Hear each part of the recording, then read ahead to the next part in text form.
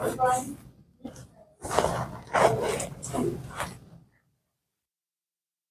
the fifth week is the 20th. It'll probably be the 25th. But Or the the- next week, on the 6th week, homework is due on what day? Friday? Friday, 20th? Friday the 25th? Maybe the 26th? Yeah. Oh, 'cause I didn't see the 6th week up there yet. Yeah, it's not there yet.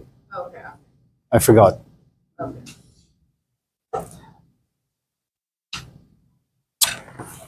So any other questions or comments?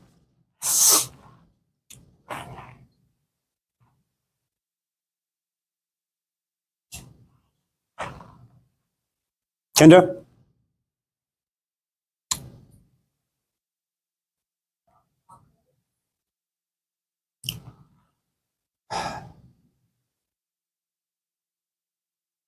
Probably not. Sorry. Edwin? Okay.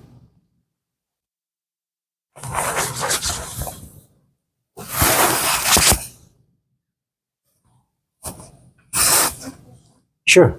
I don't know if it was yesterday or sometime last week you were saying something about like open relationships.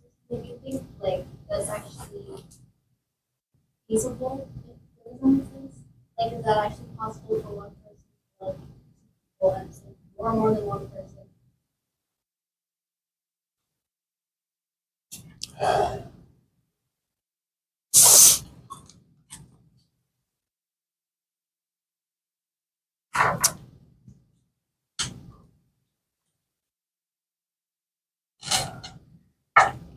Many of the animals out there are basically engaged in open relationships, with the exception of maybe a handful.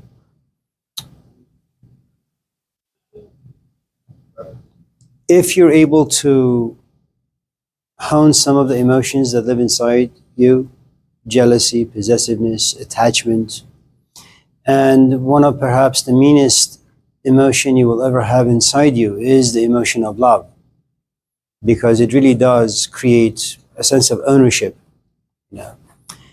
Should you come from a culture that has the proper narratives, it's like embedded in the culture, it's been there for many, many hundreds, if not thousands of years, then open relationships would be okay, because most of the emotions that basically destroyed relationships are absent in those particular environments.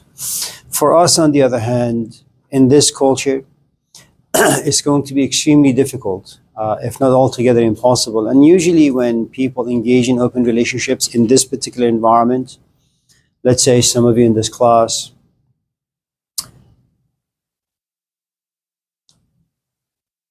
the Freud in me says, well, they've had some trust issues in the past, they've been hurt, betrayed, that creates a good amount of pain inside them. And one of the ways to make sure that pain doesn't come to visit them is for them to be in open relationships, which means that you give 20% to me, 20% to Brandon, 20% to Matt, 20% to Edwin, and maybe 20% to Deborah here. And just in case Brandon doesn't work out or I don't work out, you still have 75%.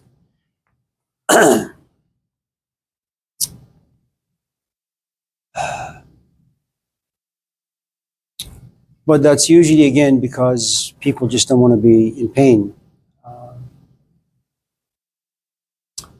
If you come from cultures where those things are in place, I think you'll be fine. Here, the story is very, very different. Can you love two people at the same time? I think you can, but the problem with love, the problem with emotions, you always love one person more than the other. It's something that people who have children will often tell you, that your firstborn, because you spend so much alone time with them, it's kind of like this private time you have with them, it's just you and the wife and the kid. You're going to give 110% of who and what you are to this kid. When the second one comes about, you can only give the first one maybe 30, 40%, and the second one will only get 60% if they're lucky. And so there's always going to be this extra intensity you have with the firstborn. Um, with some people you can love them for their body. With some people you can love them for their emotions. With some people you can love them for their, intellect. You love people for different reasons.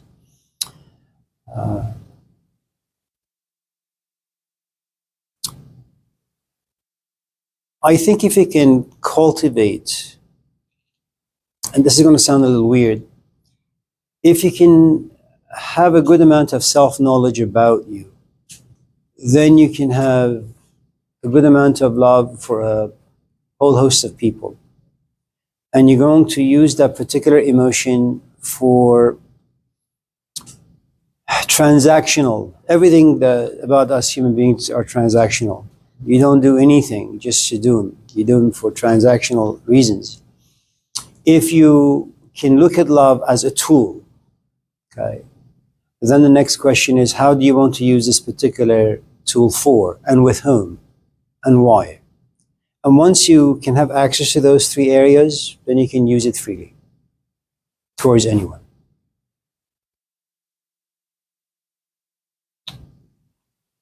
But the romantic aspect of it, I don't think it's going to work.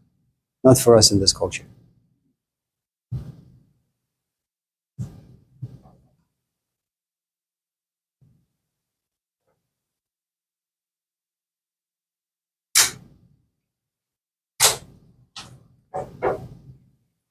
And I'm not completely sure about those things. So you should experiment and then send me an email 20 years from now telling me how it went.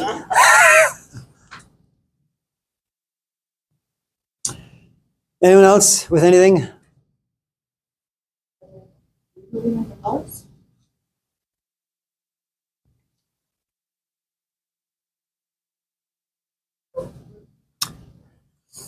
If divorce is a good thing. Abuse aside, right? That there is no verbal, emotional, physical abuse.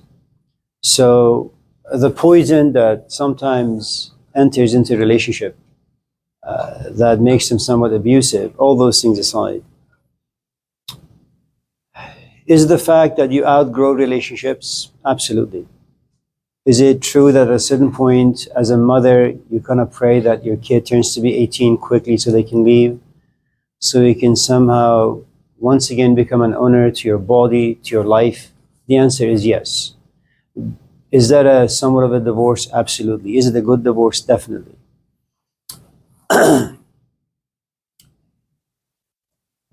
If your kids are, let's say, from 0 to about 6 or 7 or 10, all the way to 10, maybe a little older, divorce is not a good option, even if you don't like your companion, because the kids, up to a certain age, they really need a stable environment, physical environment. And even if you don't like earnest, for example, it's good to pretend in front of your kids, because eventually you and I will die as parents, and the kids are going to stay behind and they have to live out their lives. And just in case they experience trauma and they don't have the proper tools, we have this neighbor who brought their daughter over once, and she's a bit moody, their daughter is. And so the father once in a while just looked at her and said, figure things out. And she was only 5 way back then. At the age of 5, you don't really have the proper tools to figure anything out, especially complex emotions.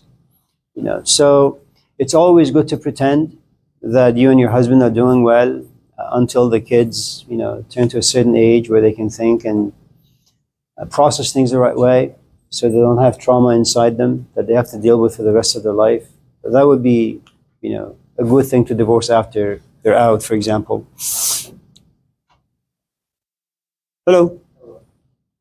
There was a biblical story behind it. At some point, there wasn't divorce. Once you married, and then after time went on, God seen how hurt one of his disciples was, and then he created divorce. Is that something you touch on? I don't know about the biblical aspect of it, because what was said in these books, whether it's the Quran or Tao Te Ching or Dhammapada or the Analects of Confucius, These date back some 3,000 years ago. I mean, Jesus Christ never talked about pornography. He never talked about technology.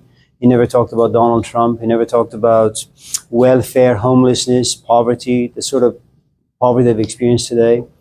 And so most of the stuff that you read in the New Testament doesn't really apply to us anymore because our lives are different. You know, Jesus lived in a village of maybe 200-300 people. This is like a zoo. You know, nobody knows anybody. The element of shame and guilt are completely gone from our culture. The sort of perspective we have about religion, about God, about what it means to be a human being, you know, those things are gone. Our definition and perspective about happiness, that have changed. Pleasure has changed. So given the fact that we are basically different creatures than the ones that lived some 2,000 years ago, I think once in a while you can go to the Gospels, just in case you're just feeling like spiritually homeless or homesick. You can use the 4 books as some sort of a therapist to give yourself some comfort, some solace. In terms of those books giving you some GPS to how life should be lived in the 21st century, I don't know if that's applicable. You know, when you come from a village of 200 people, you know who his parents are, he knows who your parents are. You know, and maybe if you were to do your genealogies, you may come to realize, you know, both of you are actually relatives. You know, you just don't know. And so what happens in a small village type environment is that you believe in the same God, you believe in the same moral codes. The sort of advertisement about pleasure, about happiness, about what is the best path to take in life, what's meaningful. You both have the same language, you know. So the only thing you guys want to do really in that environment is you get married, then a few weeks later you have children, you stay home, you raise your kids, he goes out and he works the fields and comes home, and that's it. And, you know, you die and the kids live on. Today the story is different because you come from a background that he can never understand. He comes from a background you will never understand. You both have different languages. You know, the sort of things that have been advertised to him has been very, very different than your world. So eventually, at a certain point in both of your lives, the suitcases have to be unpacked, and then stuff are going to come up. And these days, where people have a good amount of trigger points on the inside, you know, you look at someone, you just look at them, and all of a sudden they go nuts. You know, and you must also, the relationship between men and women now is very, very different than how it was even 60 years ago. You know, women and men intermix now in a very, very intimate way. And even though you may have a husband or a wife, you're not really intending to divorce, you're not really intending to have an affair. But when you work with someone 9 to 5, someone who's not your spouse, okay, as a human being, emotions grow.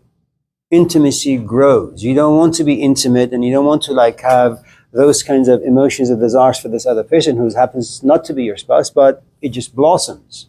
Because 9 to 5 is the time where you have the best amount of energy, you know, it's quite healthy. When you go home, the only thing you give your companion is just exhaustion. Add to it the fact that, you know, just life is stressful. And so the stress can easily just break the relationship into many, many, many different parts. It also depends what age you want to divorce. And forget love. You know, you're 90, you fall in love, then you divorce your husband who happens to be 125. That's, you know. If on the other hand, you're just tired, you happen to be 60 or 65 or 70, or maybe even a bit younger, maybe 50, there's a wear and tear on your body and emotions. You know, you need to have a lot of time. You need to have a lot of youthful energy to go out there and waste a lot of time with someone to create the proper narratives so relationships can grow. You know, you can feel some intimacy with another human being. At my age, at your age, at certainly his age, you just want to go home, sit on the sofa and watch a good movie. You know, the idea of figuring out who this other person is at the age of 60, no, it's too much. You know, so before you walk away from the relationship at the age of like 60 or 70 or 80, you know, you should think twice or maybe thrice, because who's going to want you at the age of 60. Now, granted, there's a dating app for, near dead people. And there is nothing wrong with that.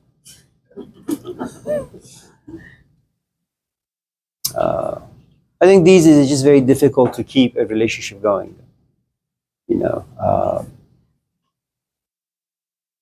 If you were to look at a marriage as a business, for example, and if you look at the books, if you ever want to go out there and buy a business, the first thing you'll ask the owner is, I need to see the last 3 years of your taxes, to see what the profits have been, what the losses have been. So when you look at marriage as a business, you realize that it's almost 70% out. It's down, it's drowning, it's suffocating, it's hemorrhaging. And the question is, you now live in a culture that encourages and promotes marriage. Divorces. That's what the advertisement is. 70% of marriages fall apart. Okay. Now you want to invest your youth, your energy, your time, your money, your hopes and dreams and expectations into another human being in a system that says 70%, 70 out of 100 people will end up divorced. It doesn't mean you shouldn't marry, but it does suggest that you should be extremely cautious. Not just marriage, just any intimate relationship. Yeah, it's just a minefield.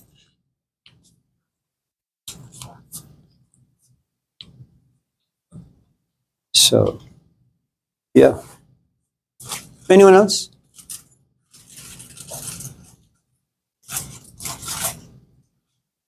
Yesterday you were talking about teachers and how I think you said that like events can't really be teachers. Could you elaborate on that? Whenever anything is broke, it doesn't matter what it is, whether it's like a DeWalt a nail gun that I have that's currently broke, or a relationship, or your own psyche, whatever the case may be. If you have the tools to fix them, then you'll be fine. If an event is offered to you by life, okay, and that event happens to be negative, that it disturbs you, if you have the proper tools, if there is, imagine your psychology and your life experiences, it's like a garage. You go into your garage and you open some drawers to your toolbox. If you have tools to figure them out, to process them, understand them, put the right things in the right place, then events are good because you can get to see your own reflection in fixing things. And you will in fact enjoy yourself being able to fix things. One of the things that usually happens in therapy, if you and your therapist happen to have a very intimate relationship, and I go back to Sigmund Freud simply because he had argued that no one is ever going to be healed in therapy unless the patient is in love with their therapist. And you need to be in love because love is a thing that forces you to worship this other person. And in the act of worship, you have respect for them, you have intense emotions for them, you don't want to lose their respect, you fear them, and you obey them. You submit and you surrender. You become like this dough, and the therapist or the healer can do whatever they want with you in hopes that eventually you'll get the tools and you'll walk away. So what usually happens in good relationship between the patient and the therapist is that you will keep talking, talk therapy for about 5, 6, 7, 9, 10 years, depending on how fast you can open up and how articulate you can express your stuff. Kind of like what we talked about with Dredd last night about habits. Once you become in the habit of bringing emotions up, looking at them, it's one thing, it's going to take you some time to just bring up the emotions. Armand, you got a haircut. Yes. It looks good. For those of you who may not know, Armand is currently single. But he's not looking. Are you? No. So, if I was to put this in a step-by-step thing, I would say the following. When there's a good amount of stuff inside you, you try to repress them, push them down, not see them, push them under the rug because it's too much. Okay, it's too much to think about and it's too much to feel. As time passes, you realize that as you begin to hide things, you begin to lose grips over your life. At a certain point, you get caught, not by someone else, not by God, not by Jesus Christ. Your own psyche will say to you, enough of this, make some changes to your life. Okay. Now, you have to summon up the courage to bring to the surface all the things that you have hidden. That's going to take a long, long time, and you need to trust, because you have to do this with another human being. Okay? And you need to grow in trust. In other words, you have to be okay with bringing the stuff up and sharing them with your companion. Okay? And by the time you get to this point, you've realized that your companion is not going to use your past against you. They're not going to beat you up with it. Okay? Then as you bring up the old narratives, you're going to have emotions you've never had before. And it's going to take you some time to adjust to the tornado of these emotions. Okay. Then you have to come to a certain point where you bring the stories up, but you won't feel. Now you begin to think about them. Okay. You still don't have the ability to process. You just think about them. And then the next stage is you have gone through the feeling stage, you've gone through the thinking stage, now you want to process them. The problem with processing anything is you need tools. And you can get the tools over the passage of time. For some people, it's 2 weeks, for some people it's 2 years, for some people it's 20 years. No one knows how long it's going to take for someone to overcome certain things. It is hoped that after maybe 5 or 10 years of therapy, your therapist has been proficient enough to give you sufficient tools. So every time something happens, before you express or manifest things outwardly, you stop yourself. You check some of the emotions, you express what needs to be expressed, and you keep hidden what needs to be hidden. Okay. And all of a sudden you realize you become your own therapist. You become your own teacher. You don't need books, you don't need therapy sessions, you don't need any of those things. But to get to that point, it's kind of like the Christian idea of the kingdom of God lives inside you. Okay. Right now you go to Jesus Christ as someone goes to a therapist. If there is enough intimacy with you and the therapist, there comes a point where the therapist now lives inside you. You become your own therapist. You can see things, feel things, think things, process things, understand things, and just move on.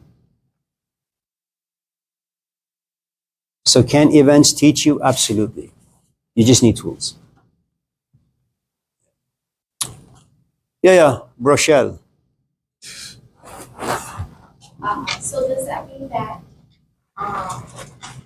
like at a point in time of your life, as far as like as you get older and the wisdom that you obtain, do you believe in therapy?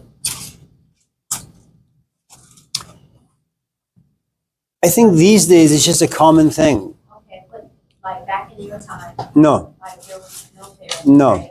No. the only therapy was if you went to your father and complained about some things, he would just probably slap you. Right. Yeah, nobody has patience for nonsense. Yeah, it's like, you go to Safeway today. Stephanie knows this really well.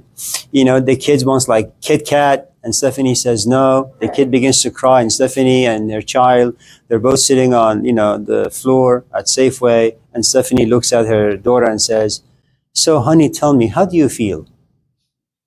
Tell me about your feelings, the innermost feelings." And from that point on, what you do is you spoil this 2-year-old. That every time something's up with you, you need to have a companion who will sit you down and say, "You know what, I'm going to sacrifice the next 5 days of my life in hearing your nonsense." It's no way to be in a relationship. So next time someone complains, just kick him. So then how do we as a society, how have we evolved over time to where people are now like, oh, I need therapists rather than using tools? I don't know if people have tools in their toolbox, because a lot of people tend to self-destruct, right? By using, substances, different things to use to cope with tragedies in life, circumstances. So where was that point where we kind of lost track of that or got away from that. I feel like we're, as a society now, are like moving further, but in different cultures and countries, there's still communal. Like I was watching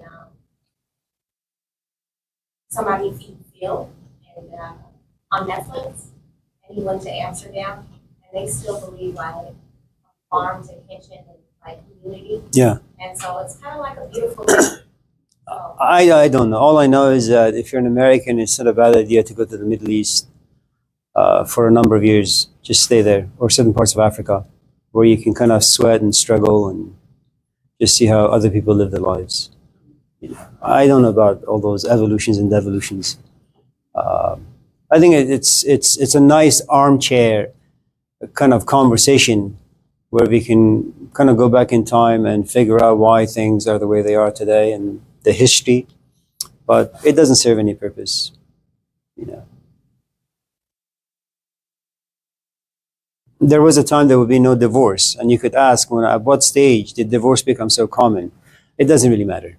The fact is, there is divorce. What do you want to do with it? Yeah. Anyone else?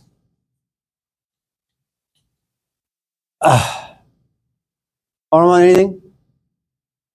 You know, Arman is going to be here for just another couple of weeks. So for those of you who want to write down his number, and Where's he going? far, far away. Okay.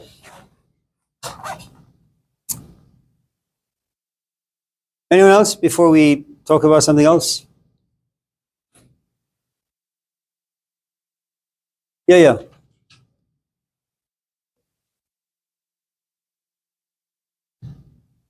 You were born in Iran, and then in India, you were young, and eventually it's quite a while.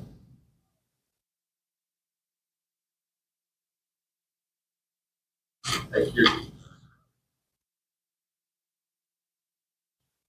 you're pretty American.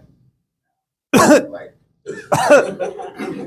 like you've been surrounded by the culture so much that it's gotten you too.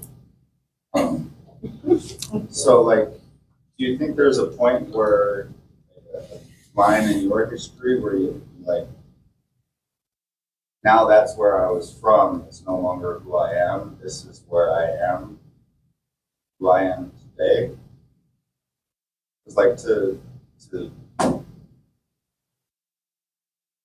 live for so long away from your homeland, you know, somewhere else, just surrounded by a completely different culture, and different advertisements and everything. Like I know ideas like affects a little bit. But do you think there's like a point, like 2 weeks, you know, vacation somewhere, you're not really going to be affected. But you spend like 3 years living there, well then it really sinks in. Like, what point in your 30, 40 years, you know, do you think the infection caught? Did he just offend me? Maybe. Yeah.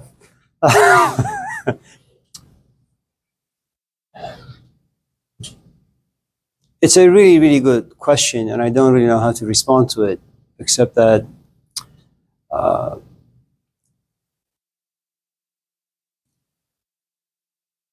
I think as you get older, you have a tendency of going back to your own roots.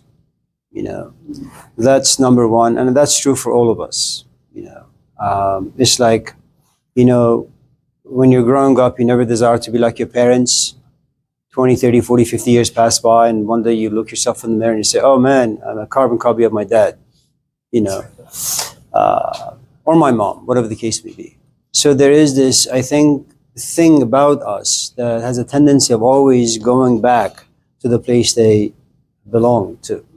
That's number one. Number two, thankfully, I speak the language very fluently. I sing the language, I write the language, I sing the language, I play the language.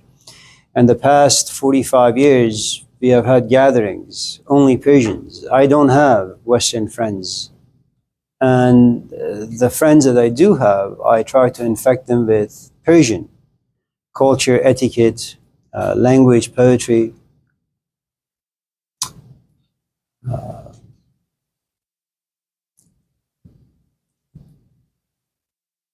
And I think there are some wonderful things about the American culture, that it's good if you can kind of find them and then adopt them and refine them in a way that fits your character, fits your temperament, fits your background. I will tell you though that the people who come from Iran and they visit the Persians here, one of the commonest expressions that they often share is that you guys are more Persian than the Persians in Iran. You know, the Persians in Iran usually are victimized by the Western advertisement. You know, you no longer need to go to Saudi Arabia with this huge military and topple their government. Send Beyonce there, send Britney Spears there, and before you know it, you have Western culture dominating Saudi Arabia. That's how you do it these days. So when you look at Iranian culture, Persian culture as it is today, there's a good amount of Western elements in it. Here, on the other hand, the story is very, very different for the Persians. I think they want to always go back to the roots. And that's a funny thing. You know, those who are here want to be more Persian. Those who are in Iran, they want to be more American or more Western. So I don't know how accurate. I think there are parts of your statements that are accurate, and there are many parts that are kind of dicey. But I think the only thing you need is the proper reflective ability to just take the good stuff as much as you possibly can. Anyone else before we talk about something that's completely irrelevant and useless and lifeless and all those? Alexis?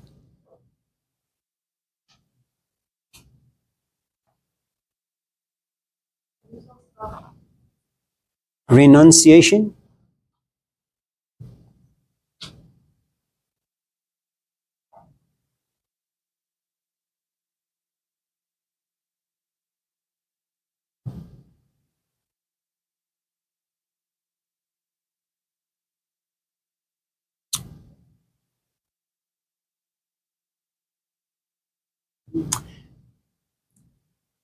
I have a tendency of talking about alcoholism quite often in all of my classes.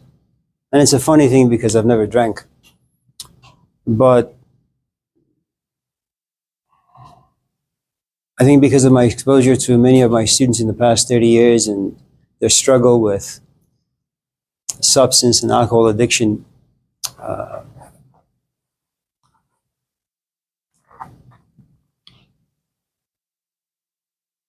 there comes a point, I think, in all of our lives where all of a sudden you have this brand new image of yourself, but that image exists in the future. That you are, let's say you are single, but you want to get married, and you realize that most of the men or most of the women that you've been dating have a good amount of trauma or poison inside them. They don't make any relationship healthy, okay? But you're in that habit of just choosing people who are no good for that particular stage in your life, which is marriage and intimacy, and maybe having a family. Now, it's very, very difficult to overcome any habit. And to overcome anything that you don't desire, or you no longer desire, demands that you begin to go on this quest towards renunciation. In other words, renunciation basically means to fast, to give up, to walk away from the things that used to give you pleasure, used to give you meaning, used to give you identity, but you no longer wish for them. Okay. Sometimes it can happen gradually. It's kind of going back to midlife crisis. Sometimes it happens as a shock to your system. Okay. But it does require a good amount of understanding and perspective, because you have to come to a place where you no longer enjoy who you are, but you are a victim to all the habits and all the narratives and all the psychological attachments And so you have to kind of walk away from the friends who encourage those narratives. You have to walk away from the places you frequent, the way you think, the way you talk. آدمی در عالم خاکی نمی آید به دست، آدمی دیگر بباید ساخت و از نو آدمی. If you have an image of yourself who is married with children, but right now you're single, you also know that it's very difficult to find a good man or a good woman, then you have to stop certain habits. You have to renunciate from going out with men who have no education, who have no money, who have no jobs, who have no parents, or they're not in relationship with their parents. Basically losers. And these are the people you like. And you like those people because you don't have to commit to them. You know, you can fall in love with them, 2 years later you can walk away. You know. You basically, long story short, you walk away from things you don't like, or you no longer enjoy. You enjoy them at some point, but you no longer do. You know, and it's something we can talk about tonight. We can even dip a little bit into Taoism, because that's what it's all about to some extent, renunciation. The story of, I mean, all the heroes we've talked about in this class really have engaged in a certain life. They come to a certain place where they say, I no longer enjoy that particular life. And they make some sacrifices. And that's what renunciation basically demands, that every time you want to make any changes, you have to give certain things up. And in giving up, you make sacrifices. And sacrifices are always painful. And they're painful because you're attached to those things. You know.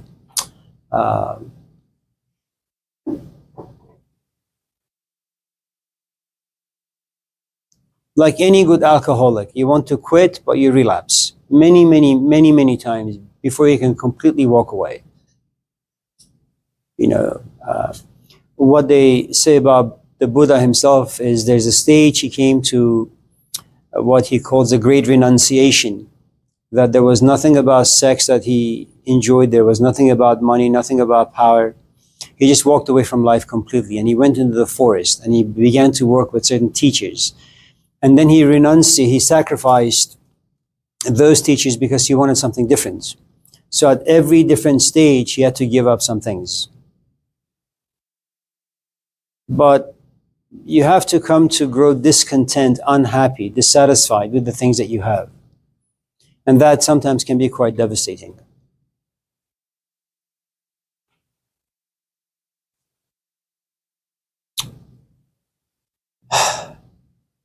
Yeah.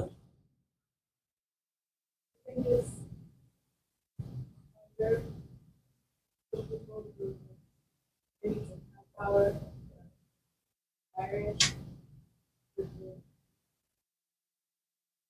in our life,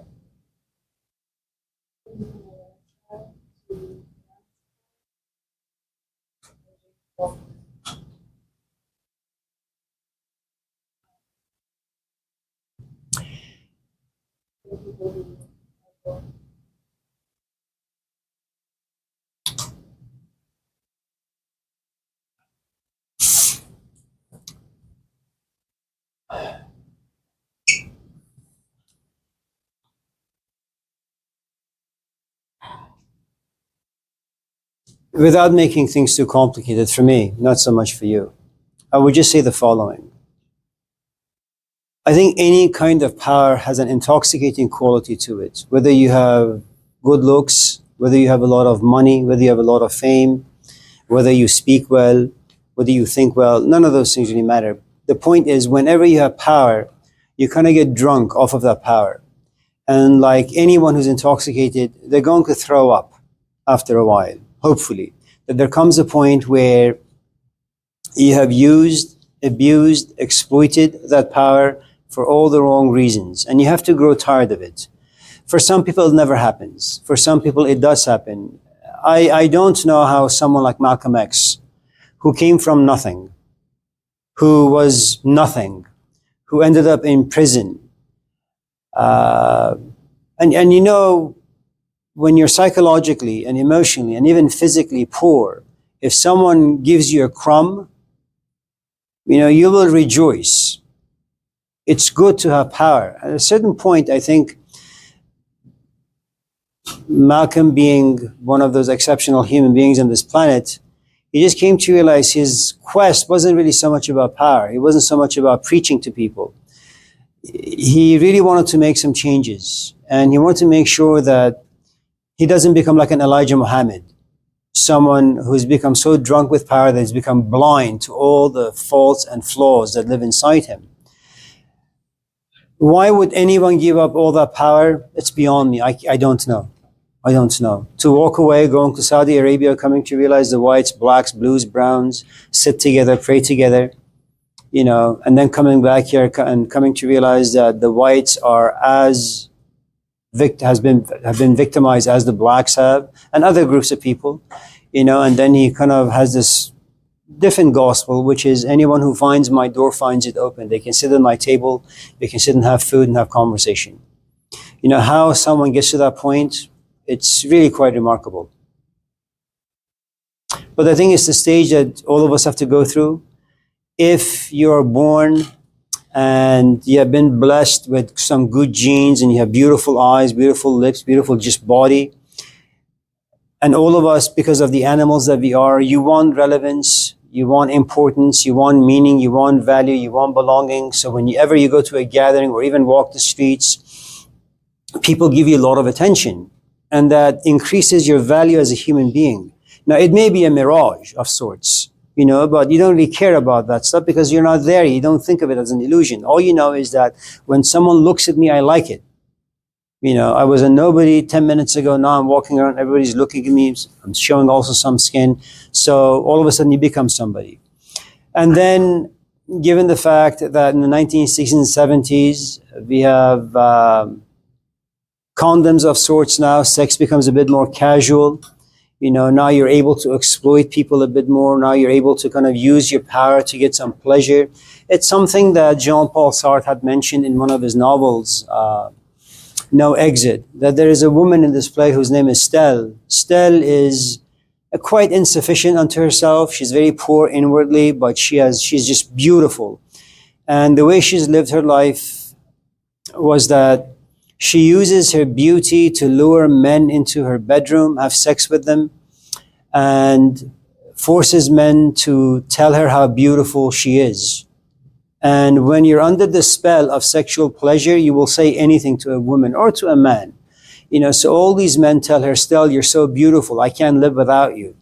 And so when you have physical beauty like that, and when everybody's paying you attention, you kind of use that physical attraction to give yourself a false sense of meaning. Now, at what stage do you get to a place where you say, I want to use my looks to find the right companion so I could have a family, a bit of a stable life? No one knows when that's going to be. But should you get to that stage, it means that there has been a part of you that reviews the background of who and what you've been, and you grow to dislike your history, become angry at all the time and money and energy wasted on ridiculous people. Then you go on this renunciation stage where all these people call you, but you delete their number and you hang up the phone and you won't talk to them. You're just looking for that one special person with whom you can settle down. And your bait happens to be your looks. But there is another thing that has happened to you, which is now you begin to think well. Now you begin to kind of look at your future differently and what you want that future to look like. So, yeah. Look, for the longest time in my classes, I used to use a lot of profanities. We used to scream. It's just quite ridiculous when I think back now. And my brother had been telling me, because he also teaches, for the longest time, Amir, you don't really need to use those kinds of language. But it never sunk in, Then one morning I wake up and I say, you know what? Fuck it. I'm never going to use bad language again. Did you guys like that? So,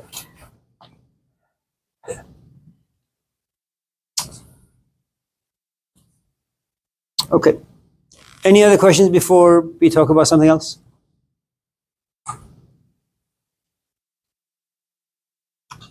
Brochelle.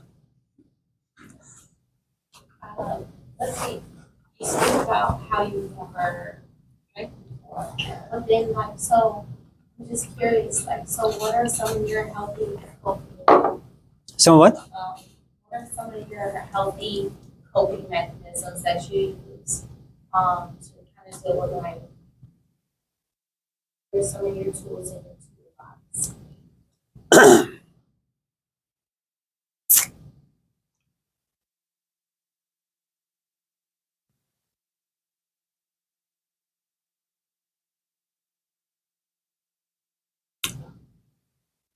That's Kendra. And that's Alexis.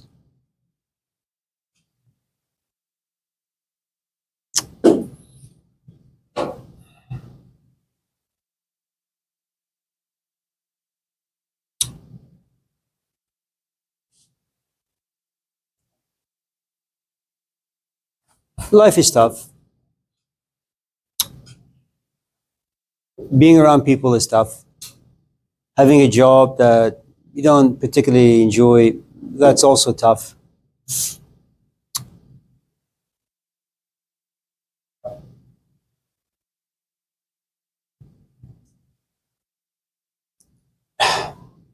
It's such a bad question.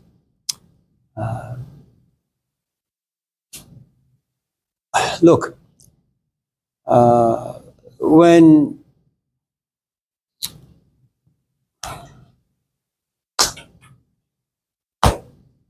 I washed cars and I went to school and I did philosophy. That's all I did. Oh, community? No, no, no, no, no, no, no, no, no, no, no, no, no, no, no, no. Nice long walks, deep breathing, meditation. No, that's just stupid. Steals teacups. Look, the point is,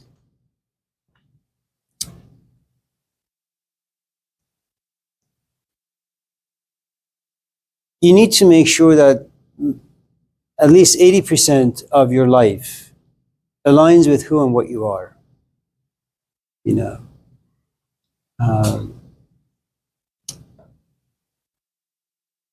if there's a good amount of conflict inside you, the idea of meditation and none of those things are going to work. Eventually, it's going to give, and you're going to kind of catch yourself as a counterfeit after many, many years of trying to do certain things, but you eventually come to realize you just fail. It's not possible, you know.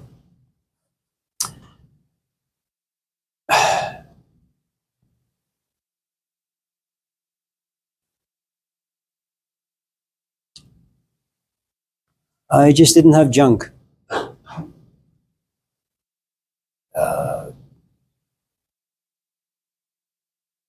When you're 18 and you work with someone who doesn't drink and who doesn't smoke and he just does philosophy, that's what you do for the rest of your life. And your friends revolve around philosophy and your community revolves around philosophy, and you don't invite people who don't do philosophy. Everybody has their own unique cult that they belong to. You can't have a crappy job where you come home stressed and just sit on the mat and do deep breathing for 10 minutes and imagine that your problems are going to go away. I know that, it's everywhere now. All these ridiculous people doing ridiculous things to kind of push the difficulties of life under the rug. It doesn't work. At a certain point, everything is going to come out like an avalanche. That's how it is. Alexis has issues and Kendra has issues and I have issues, but most of our issues are kind of tiny. And whatever issues we may have, we come to class and we, vomit them out and we go home clean.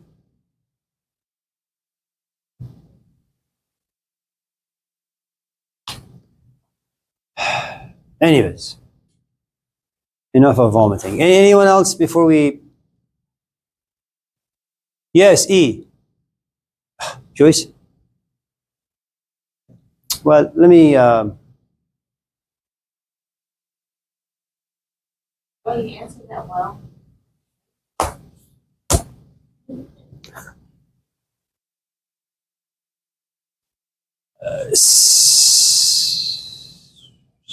I was going to talk a little bit about Taoism.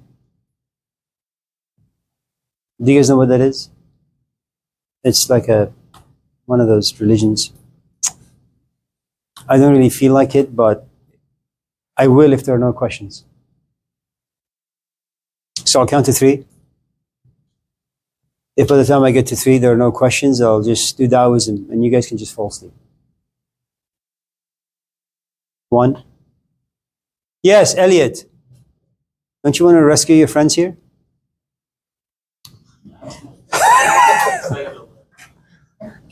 All right. So most of these traditions really say the same thing in a slightly different way.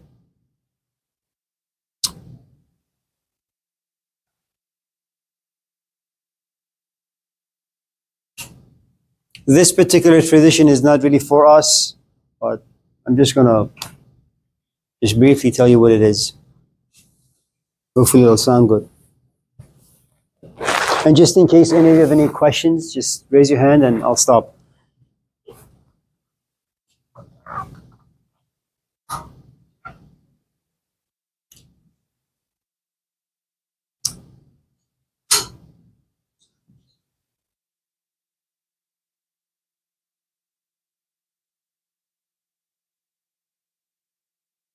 So there are 5 elements you need to have if you want to be a relatively decent human being. I'll wait, Ernest, no rush. The first element is only for teachers. The last 4, well, 2 are for students, well, 3 are for teachers. Who's that? Oh, hello. Okay.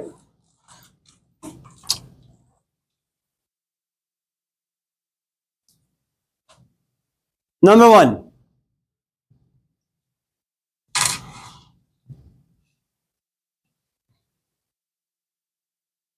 Water. Water. So,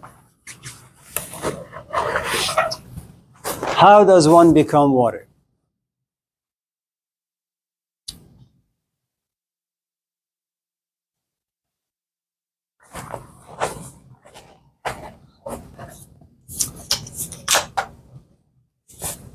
Do I need to write this stuff down? No. Okay. Iron. Down here, genitalia. Place of pleasure. We're all victimized by it. Pleasures have to be immediate. I don't have the patience to wait. That's the first stage of life. And we learn it organically very, very early on in life. You're born, you cry, the mom runs to you. You have a rash, you cry, the mom runs to you and changes your diapers. Or the dad. You go to Target, you cry for a toy, it's bought for you. Iron. Okay? The only difference between someone who's a bit more mature and someone who is not so mature is that someone sees another person and says, I want to have sex with them. Immediately after 2 minutes in the backseat of a car, someone who's a bit more evolved says, I'm attracted, I want to have sex with them, but let me get to know them first. That's the only difference. The end result is sex, but one goes through reflection and some thought process. That's it. Okay?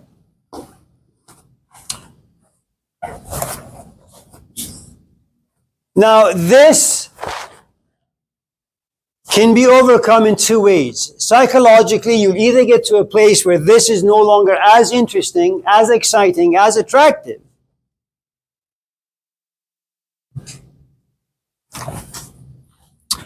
Or you sit and you try to understand the world of iron. Why is it that pleasure is so exciting. What is it about drinking and smoking and sex and violence that gets me all riled up? That takes you and I sitting, thinking, processing, hopefully understanding. Now, if you're able to understand this, now what you have is universal knowledge. Whether you're black or white or blue, American, Persian, Indian, none of those things matter. If someone says, I'm smoking or I'm drinking, I'm having lots of sex or playing video games, what they all have in common is you're dealing with a human being who wants their issues to be solved immediately. Okay? So if you're addicted, for example, to video games, you can understand how any addiction works if you understand addiction. Okay? Next is, what is it? Bronze? Bronze is the abdomen area. It's a place of power. You're all in school. So I'm guessing at a certain point in your life, your definition of pleasure and success and happiness changed. You're more future oriented. Okay? Power also give you control about the future. How you want your future to unfold. The next is silver. Silver is the chest area. Okay? You can have sex in the iron, you can have sex in the bronze, but when you have sex in the silver stage, it means that you're more focused on intimate relationships, obligations, responsibilities, caring for another human being in ways that you can't in the iron or the bronze. You become mostly a social animal. Okay?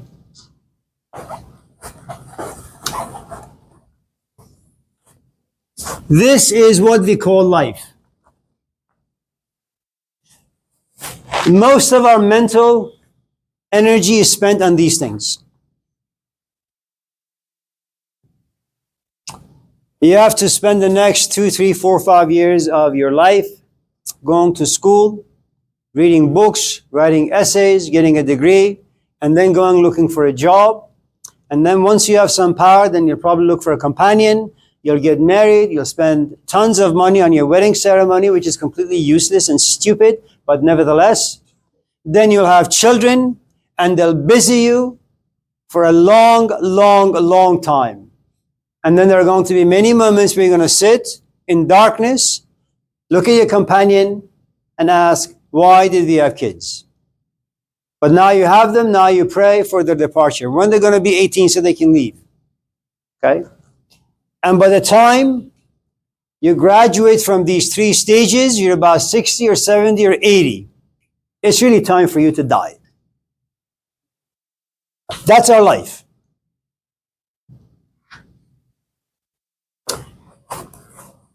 At a certain point, and look, all these different areas, they have their own issues. In other words, they deal us events we don't really like.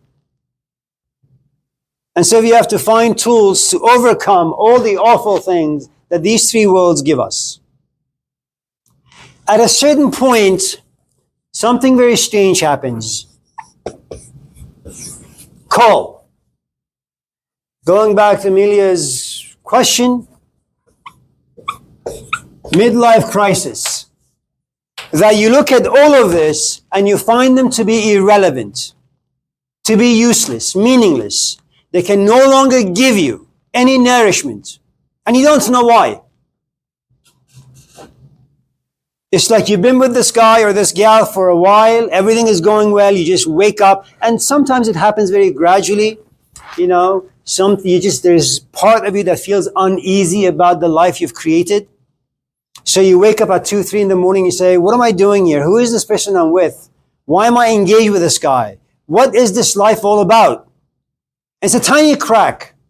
Now remember, any crack that happens creates pain. We don't like pain. And our organism will do whatever it possibly can to forget the cracks. Okay, we like to go back to this. This is what we're used to. It's a place of the senses. We can see, touch, taste, smell, and hear.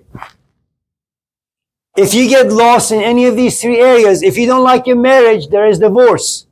If you're lonely, there is dating applications. If you're not making any money down here, you can go to school. Okay? There's a GPS, there are signposts everywhere.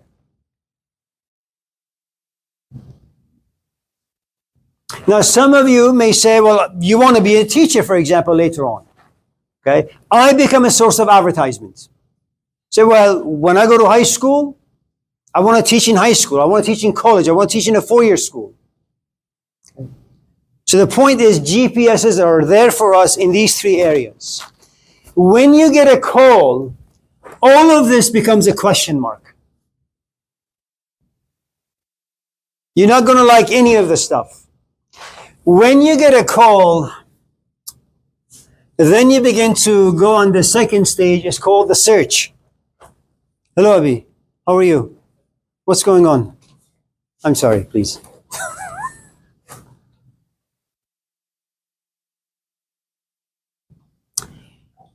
The call creates a lot of questions. Questions need to be answered. The problem with the questions that come with a call is that they are intensely emotional.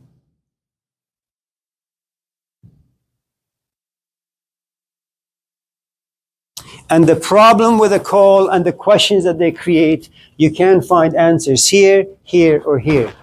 There is this beautiful story written by Hermann Hesse, Siddhartha, where Siddhartha goes to his father and says, Dad, listen, you read all these books. Why do you still go and get yourself baptized? Why do you continuously read books? If wisdom lives inside you, why can't you just close your eyes and live like a wise man? Why do you need to go to gurus? Why do you need other people to teach you? Why do you read? And the father says, I read, but I don't understand. I read, but I'm not wise.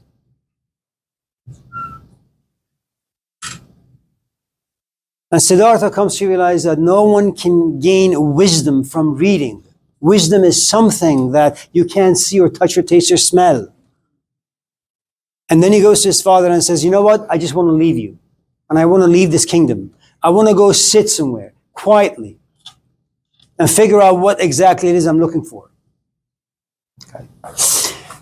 So, whenever you grow discontent, as long as you have the desires in these three areas, your life is good. If you're lonely, dating apps will be useful to you. If you're not lonely and you're good the way you are, what you have is boredom. That's devastating. If you're going to school, school will give you meaning. The moment you graduate, school can no longer nourish meaning. It can no longer provide meaning. Now you go look for a job, look for a companion. The point is, when you get a call, none of this stuff can have any power over you. And that is devastating. Why? Because you have lived, and you and I have lived in this world for about 10, 15, 20, 30, 40, 50 years, and all of a sudden, it can no longer offer us anything.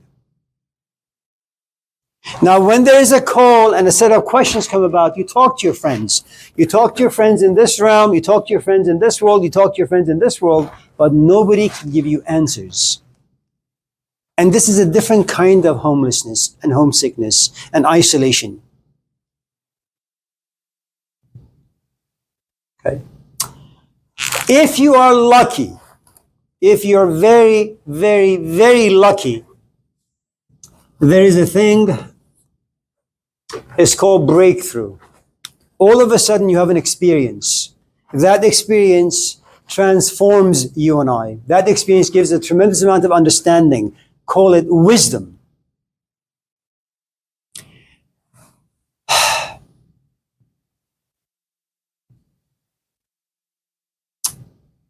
How is this related to Taoism?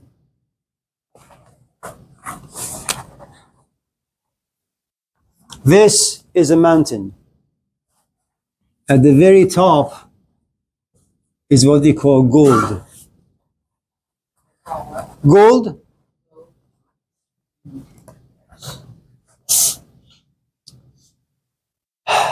But in order for you and I to get to gold, we have to renunciate. Renounce iron, bronze, and silver. And for us to be able to renounce all of these, you have to get a call. And I don't know how a call can come about. Okay?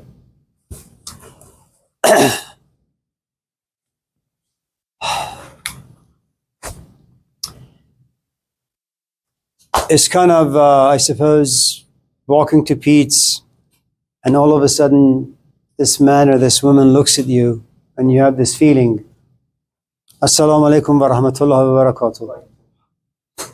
What do you say?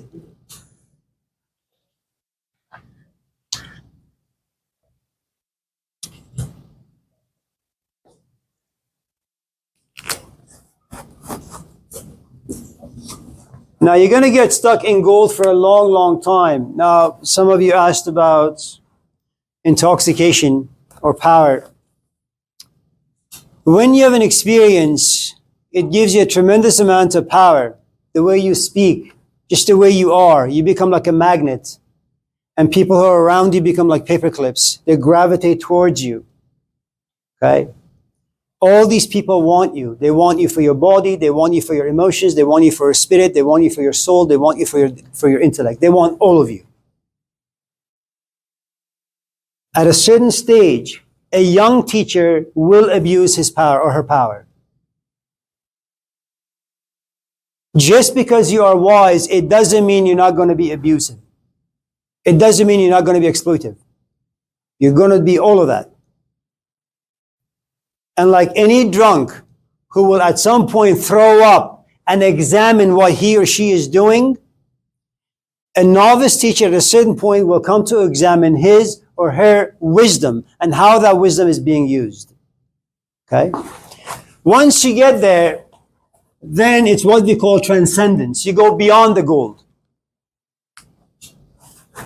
You've understood the value of what lives inside you. You don't give it freely. You also understand the dangerousness of the thing that lives inside you, how it can ruin your life as well as other people's lives. Now, one of the nice things about teachers who travel this particular path, they understand the power of drugs, sex, and alcohol. They understand the importance of money and the devastation that poverty can bring about. They understand the importance of romantic relationships that eventually lead into intimate, responsible relationships, because you need that as you get older. I mean, look at Ernest there. Imagine if he was single. Who would want him? Unless he keeps baking like food or pie or, then eventually an 18-year-old will go to him and say, Ernest, you're... Right? Now, so these are what we call practical teachers. Someone like Gurdjieff. Don't listen to Jesus, he's no good. Don't listen to the Buddha, he's even worse. Okay? But Confucius, Moses, Muhammad, these are the people you need to pay attention to. Now, once you get to the stage of transcendence, what you have then is unity. Unity means the following. Have pleasure, have power, be in relationships. But because you understand the sex you have here can be love. Relationships can be generosity. Money can be used, generosity, give it to other people for the right reasons. Okay? So the way we are, sex lives in one stage, love lives in another stage. With a good teacher, okay, money, sex, drugs, everything is used for one single purpose and reason. To give wisdom, understanding to another. Okay. Now,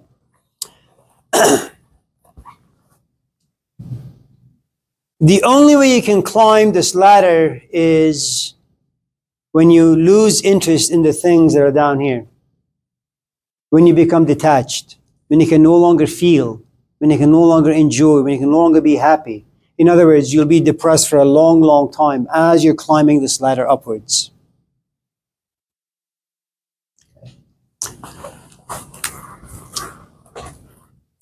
After the breakthrough, what you have is the return, and that's water. So let me say a few things about water. Water never seeks to be in high positions. Go home tonight, pour some water on the floor, and you will realize that first of all, your floor is not level, so the water will either go this way or that way. In other words, the water will always flow downwards. That's what a good teacher does. A good teacher climbs from the high position, comes down, and do you know where it goes? Always goes into the ditches, the lowest of the lowest of the lowest positions. So when you read the Gospels, what do you have? Jesus always going to the poorest, to the neediest. He washes the feet of his disciples. He doesn't hang out with the rich. I have not come here for the righteous, but the sinners. Now remember, rich doesn't mean money. Rich could mean someone who is like me, arrogant, has read too many books, has too much knowledge, information. Okay? I have become profoundly arrogant. A sinner, on the other hand, has come to realize that they have certain poverties inside them. They don't have the tools. They are needy for nourishment. They're at the right time, right place, and all of a sudden Jesus approaches them. Now what you have is a relationship that will eventually mesh. Why? Jesus is to give, the sinner is at the right place to receive. And remember what a sinner is. Someone who's missed the mark. And what does it mean to miss the mark? You like someone. Okay? But you like them in all the wrong reasons. You get married to them. But you get married to them in all the wrong reasons. That's all like missing the mark. The thing we talked about last time with Brochelle. Okay? She wants to be happy. She wants to get a lot of pleasure in life. What does she do? She hangs out with losers. Right? She gets to be 35. Where is she? Laney College.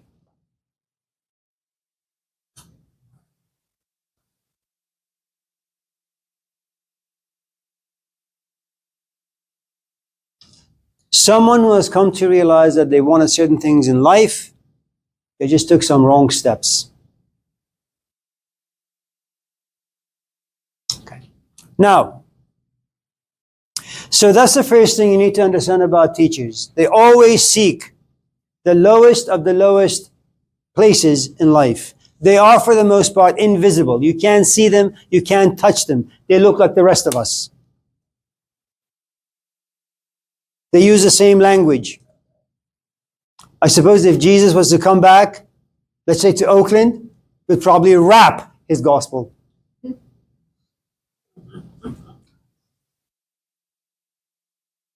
And probably wear like torn up pants.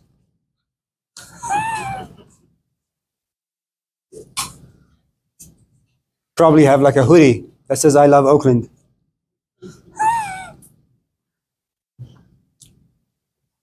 You have any questions?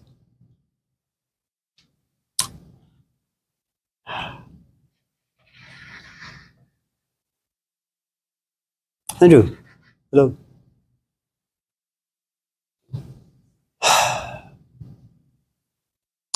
If you look around this classroom, you'll see a lot of different bottles, all different sizes, different shapes.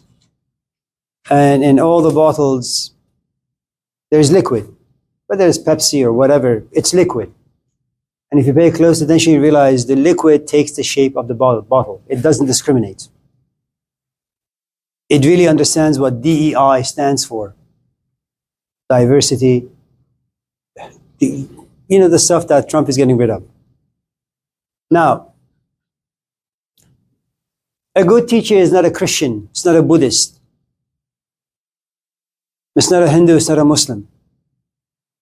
A good teacher simply has wisdom.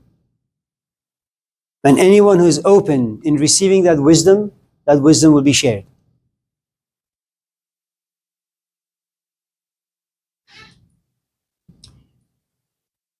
So what you find in the Gospels, in the Gospel of Mark, Jesus is no good. He discriminates.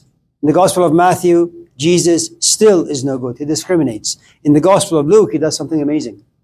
He says, my own people suck. Anyone who has ears to hear my message, I will welcome him. He's a good teacher in the Gospel of Luke.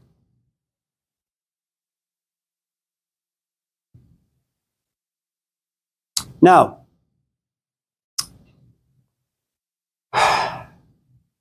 there is another thing about water.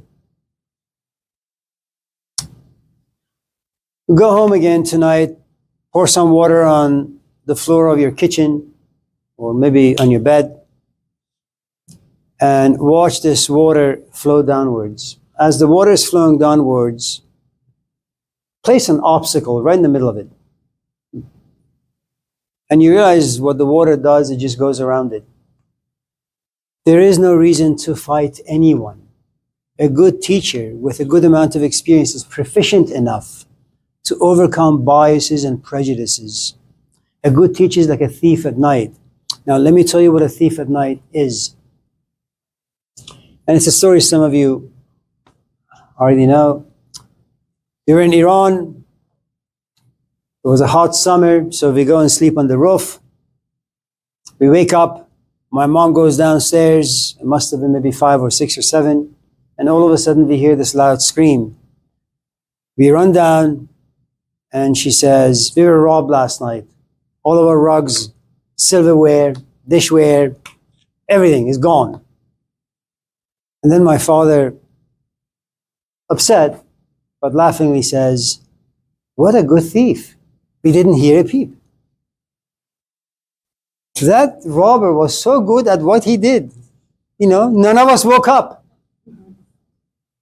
Imagine, you're just hanging out with some guy or some person. Like 2 weeks later, you realize you can't go to sleep and you can't eat. And you're like in the bathroom pooping. And all of a sudden, all you do is just think about this person. How did it happen? Why did it happen? When did it happen? A thief at night. Night becomes symbolic for a place where you can't see anything. It's dark. You become blind. And yet somehow magically this person just goes inside your soul and you can't yank him out. That's what water does. It doesn't come out and say, I am a teacher. I am wise. Let me tell you how things are. None of those things. So when you read the Gospels, what you find is this guy just keeps telling stories. Not to the educated, not to the religious, not to those who claim to know, not to the Jews. He finds children to be exciting. He finds people who have real life issues to be exciting and interesting. Not those who lock themselves in their office and read books and write books. Those are uninteresting people. Remember, teachers look for sinners. And if a sinner is not ready to confess his or her sins, the teacher, like a good thief at night, brings the sin up.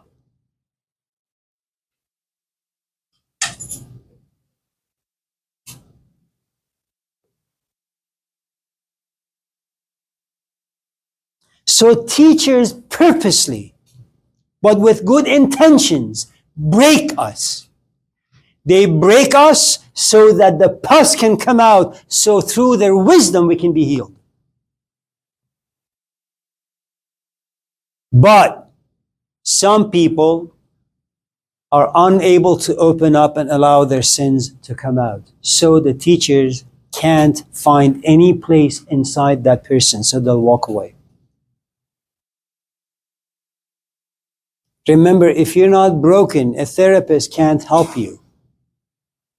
If you're broken but can't confess your brokenness, a therapist can't help you.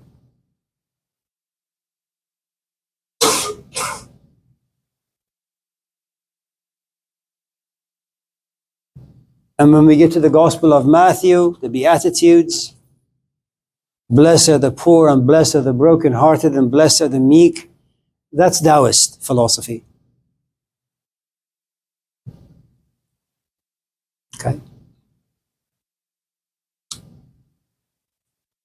Do you have any questions before I ramble on uselessly for another hour? Yes, Nico. I'm sorry, Abi.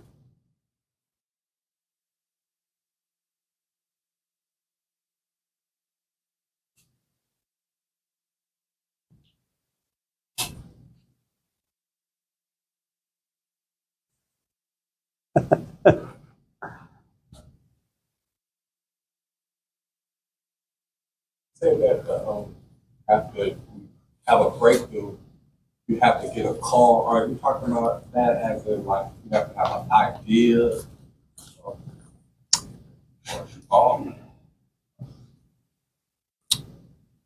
I'm going to use a bad analogy. I hope you guys will forgive me.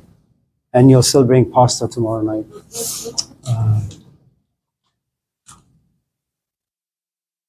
I'm sure you have a very nice life with Stephanie. Excellent. But let's not get carried away. I'm sure you have an excellent life with Stephanie.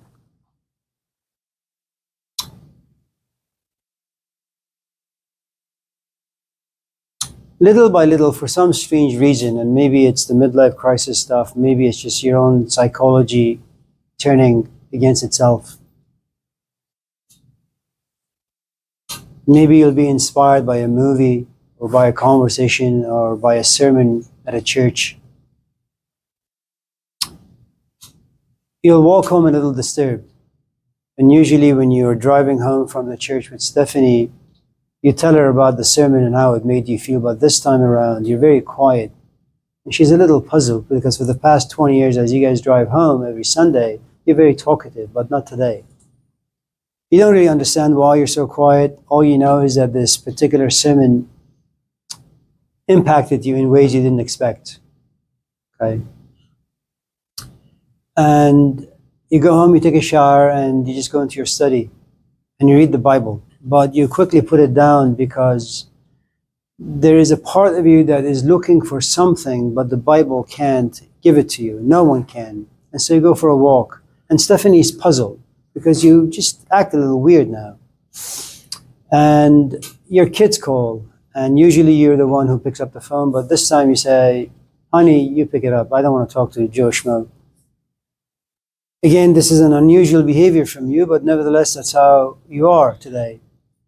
And as you go for this long walk, you begin to, again, for some strange reason, you begin to reflect on your life and what you've done with it. The fact that you're no longer young. And you know Stephanie hasn't done anything to upset you. The kids haven't done anything to upset you. Your life is actually quite good. But your capacity says it's not enough.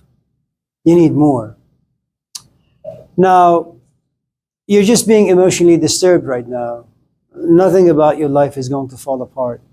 But as you keep playing with these ideas and as these emotions begin to avalanche on you, you become more and more introverted.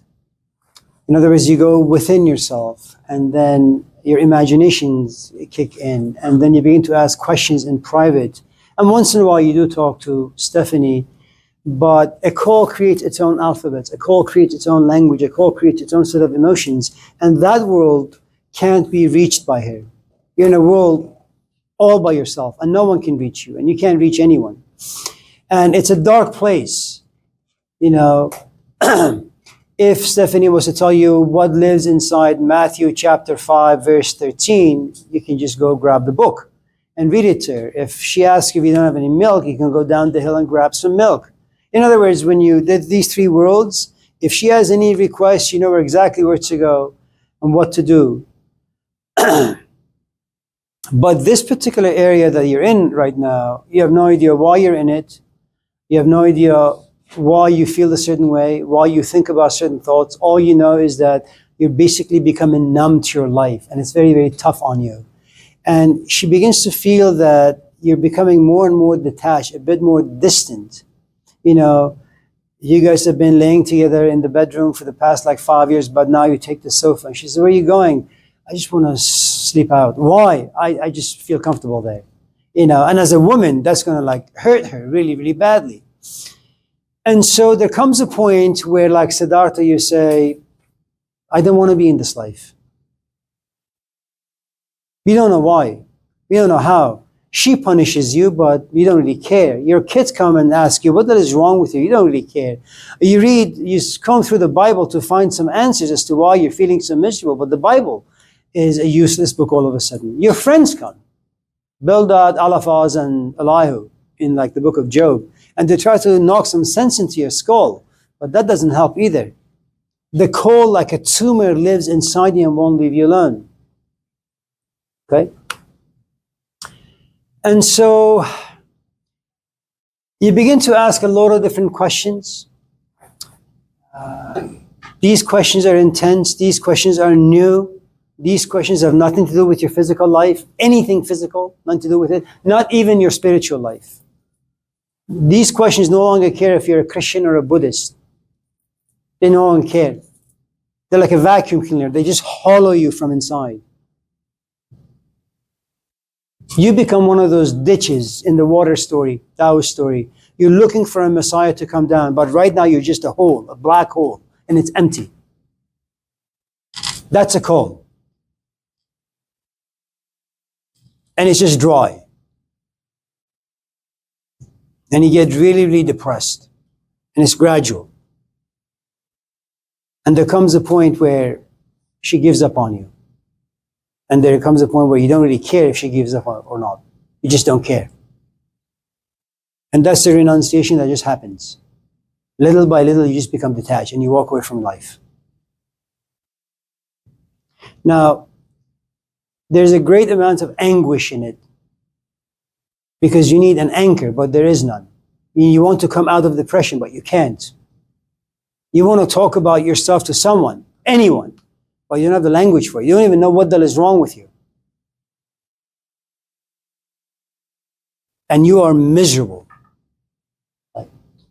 Now, the problem for you, maybe, if you live in the wrong culture that doesn't have narratives of such, then you keep looking for literature that speaks about this condition, but there are none. You want to look for people, but all the cults in the past like 60, 70 years in America, like David Koresh and Jim Jones and all the televangelists, who exploit people for all the wrong reasons. So there isn't really a community to which you can belong. And what you're looking for really is water. Okay? But you may be a ditch that doesn't like certain waters. In other words, every student has their own specific teacher, their own specific Messiah. It's not a one-size-fits-all. Jesus can't do everyone. It doesn't work that way. Some people simply can't gravitate emotionally towards him. Okay? The breakthrough is you've been in complete darkness for the past like 5, 10, 15, 20, 30, 40, 50 years. The breakthrough is someone comes in, and you don't know when or how that's going to happen, and turns on the switch, and all of a sudden there is light. Now for the first time you can see. The problem with that seeing is that now you have brand new alphabets, you have a brand new language, all related to this experience, and you want to go to Stephanie and tell her exactly what happened to you. But she doesn't have the language. She doesn't have the words because she didn't go through what you went through. And now there's a disconnect. Now, if you happen to be a very, very, very, very mature and evolved human being, what you'll do is you'll keep your mouth shut when it comes to those things. Stephanie is there for Safeway, for Costco, for bedroom set, for a car, for once in a while going out for dinner, once in a while engaging in a relatively meaningful conversation. Beyond that, she's no good for you.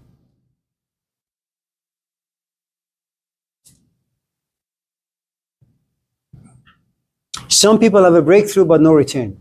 A return is you go back to society and you give to society what now lives inside you. It's something that all parents want, especially immigrant parents. They come from nothing, they migrate to a different country, with their blood and sweat they buy a house, they save some money, and they give that money to their kids so they don't have to experience poverty. That's the return part. any of this class who have gone to therapy, for example, and have graduated from therapy sessions, what you do now is that just in case you have a friend who is down and out, all the wisdom you've acquired in the past like 20 years of therapy, now you give all of your insights to your friend. That's your return policy. You become a social animal. You don't give money. Okay. What you give is insight, intuition, and wisdom. That's what you give. And oftentimes it's going to be rejected, and we'll discuss that later on. Yeah, Deborah. Okay. Anyone else? Is it? Yes, thank you. Anyone else?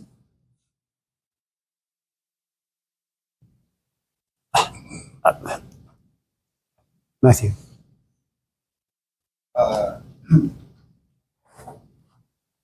Like in order to like receive the water, you got to be in the ditch. Like, you got to be pretty poor.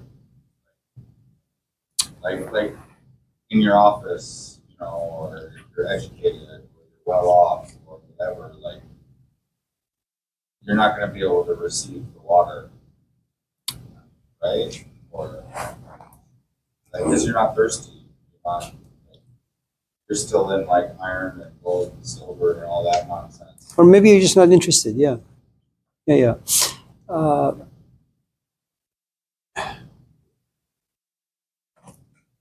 If you come to my office and you want to talk about your grade, I'm not interested.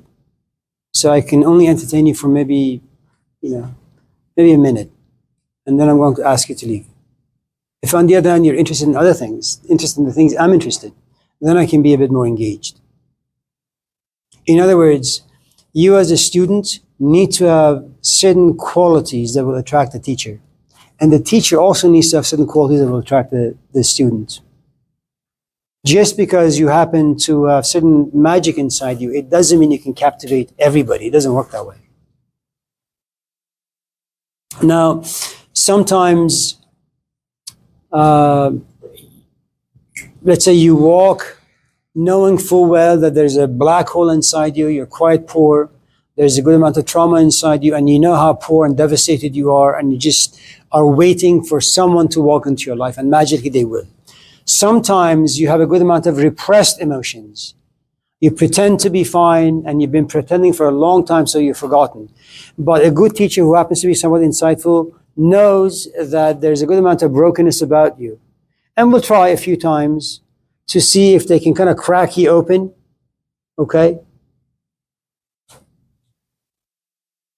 If there is enough trust, enough comfort, enough intimacy, then yes, the student will allow themselves to be cracked open, and then the stuff will come out. Now you have a relationship. Now, it is true that the student can walk away saying, I shouldn't have said those things, and I shouldn't have done those things, I shouldn't have opened up the way I did. And then that fright removes them from that scene altogether. They will never come back. Some, because they understand that this openness, in as much as it was painful, it also gave them some pleasure, they will come back for the second time, and the third time, and the fourth time. And then they realize, well, I'm becoming a bit more attached. This is a bit too intimate. I'm becoming too comfortable. I feel as if I need to go and see this person all the time. And I've done that before, and I've been betrayed in the past, so I'm not going to do it. So they stop. So there are lots of nuances. There are lots of moving parts. And for many, it's not going to work. But sometimes it does.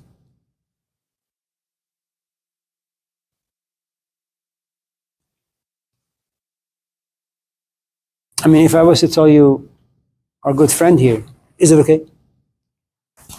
She did philosophy when she was 18 to about, 20, 21, 22. Then, she went away, did master's in some business, something, she went and had a life. And then 20 years later, she comes to realize, her first love was really philosophy. And then now she comes back. So sometimes you just happen to be in the wrong place in life. And so they're, does that, yeah, Abi. That wasn't true about her, by the way. I was just making up stories. Is it possible to live a life? No. No. No. I'm sorry. Let me just, okay, finish up.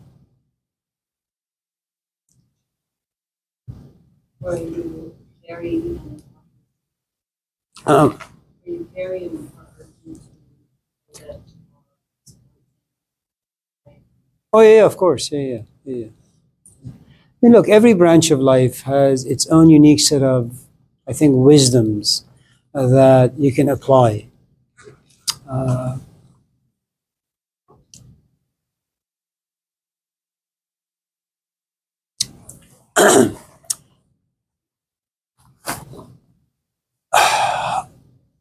I had just graduated from high school. I was 18. I was going to my friend's house in Sacramento. It was about 9 p.m. and there was this really, really attractive young woman who passed by, and we were doing some music. And she just kind of looked at me and said, "Where are you going?" I said, "I'm going to my friend's house. We're doing some music. Can I join you guys?" "Sure." So we hung out a couple of times. And our last meeting, she said to me, I forget her name, but she said to me, "Amir, you know I'm an escort." I said, "Oh, where are your parents?" "Somewhere, but I'm an escort." So why? I mean, you're just having sex with people? "Yeah."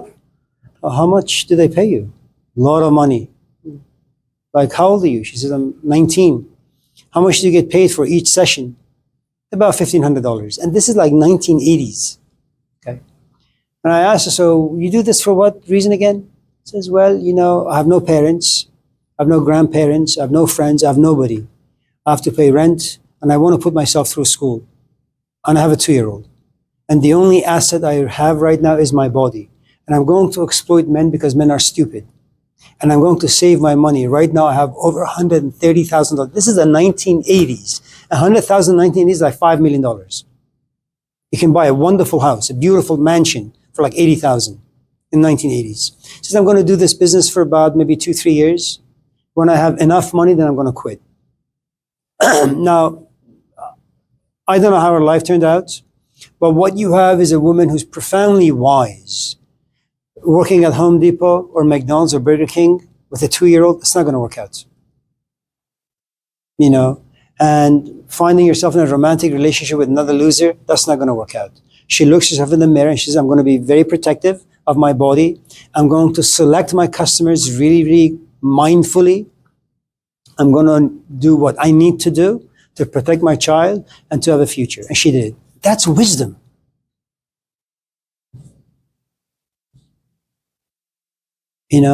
You use this particular craft to benefit your life. And you're also doing it in a very safe way. Not safe way, safe way.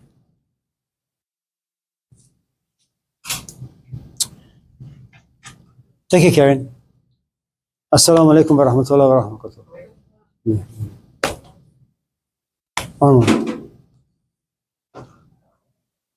امشب پیتزا میخوریم. چی خوردی؟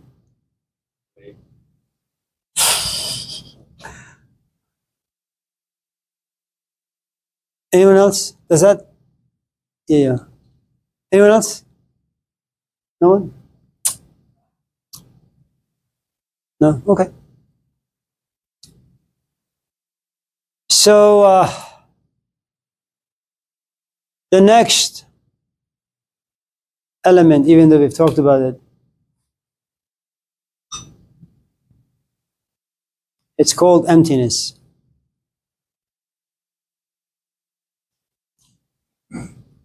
Any in this class have ever been like depressed for a few weeks? For women, it's a different story. Every time they have their cycle, there's a period where, life vanishes and they go through these intense mood swings. But I'm not talking about those organic kinds.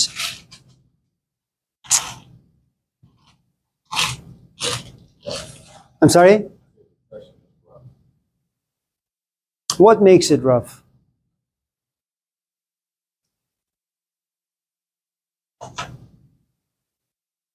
Are you still normal again? Okay.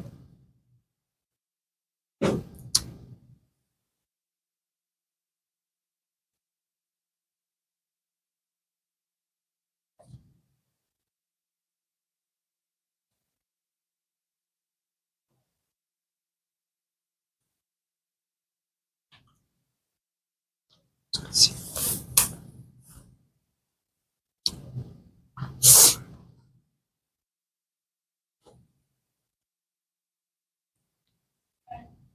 You know, depression is this force that sometimes suddenly, sometimes gradually walks into life and steals your meaning and identity and purpose and relevance.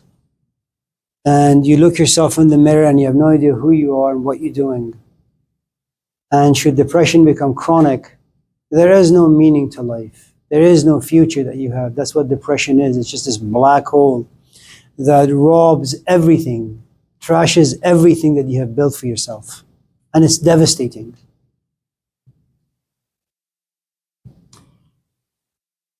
There's a problem with teachers like Jesus, not so much Moses, like Lao Tzu, who is one of the founders of Taoism, is that they want to give us something that is beyond life. And the problem that they have is most people they encounter have a good amount of life inside them. And as long as you have life inside you, you're full of stuff. You have meaning. Even for those of you in this class who are angry with your dads or your moms, that anger leads you to the therapist office. That's a meaningful Tuesday to have. You write in your journal. You gossip with your friends about how awful your parents have been and how awful life has been. Imagine if you have nothing to talk about because you don't care about anything. Nothing is interesting. Nothing is exciting.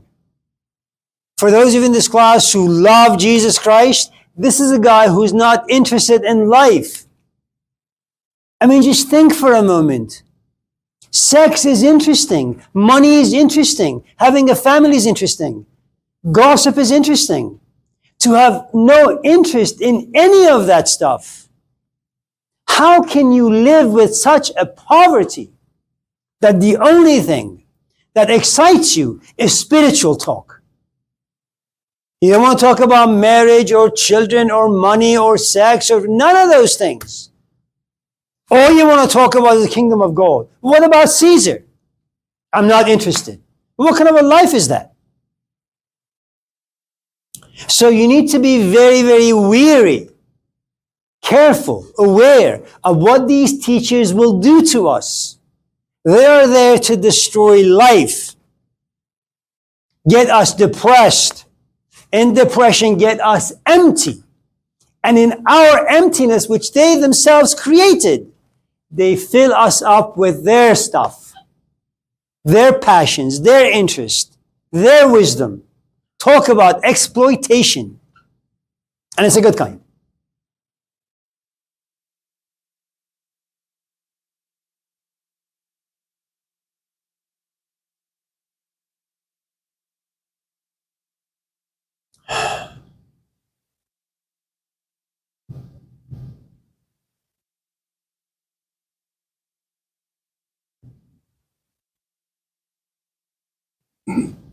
So, emptiness.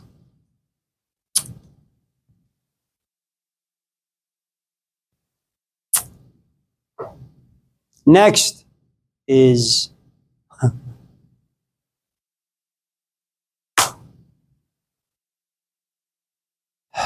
Elliot.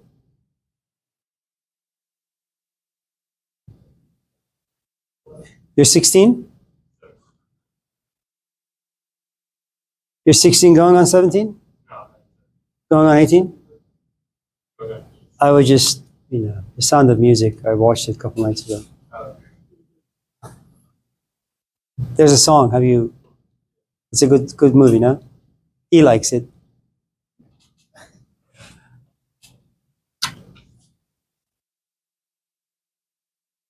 How do you get someone empty?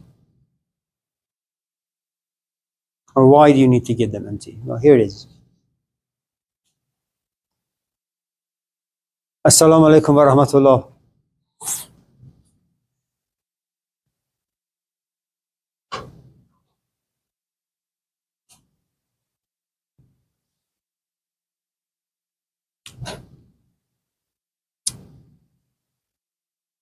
So, after class, when I went home last night, I saw some chocolate chip cookies. They looked a little burnt, dry, and I didn't like their shape. So,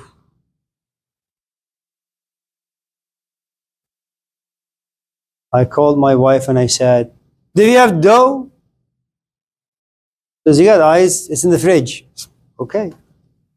So I opened the fridge, grabbed this container, and it's like a pound of dough there. It's fresh. So I grabbed some with my hand and I formed it in the shape of a beautiful woman. Like Angela, what's her name? Angelina Jolie. And then I put Angelina in the oven. And after 15 minutes, I brought Angelina out and ate her.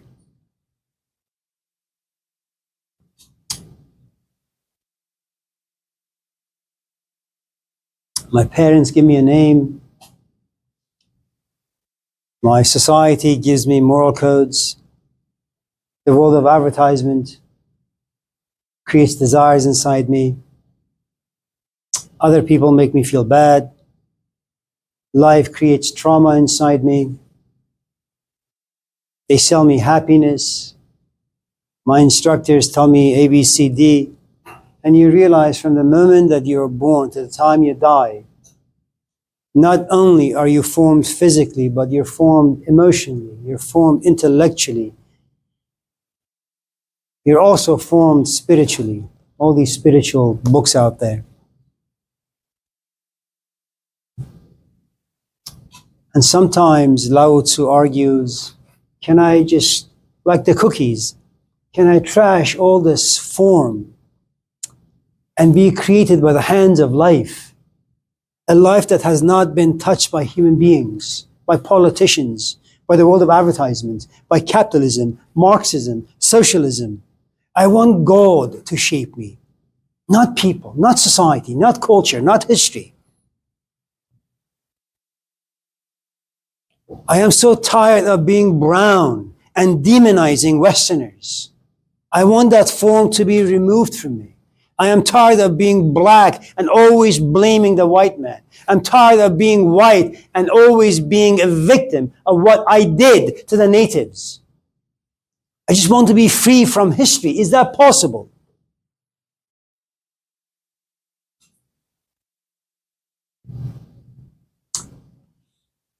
If you've seen the movie The Matrix, how many of you in this class have?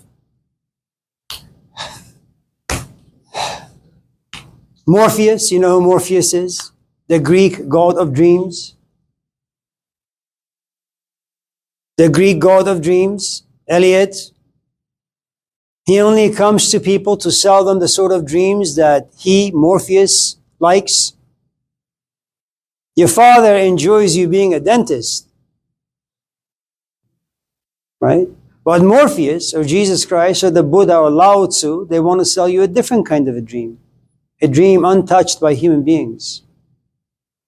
Morpheus doesn't come down to visit us very often. And when you look at the life of Thomas Anderson, where does he work? Metacortex. What is metacortex? That which guides, creates your emotions, your intellect, your thoughts. Nothing that we are belongs to us. We are part of the social structure. Everything about us has been created by the world outside. Everything.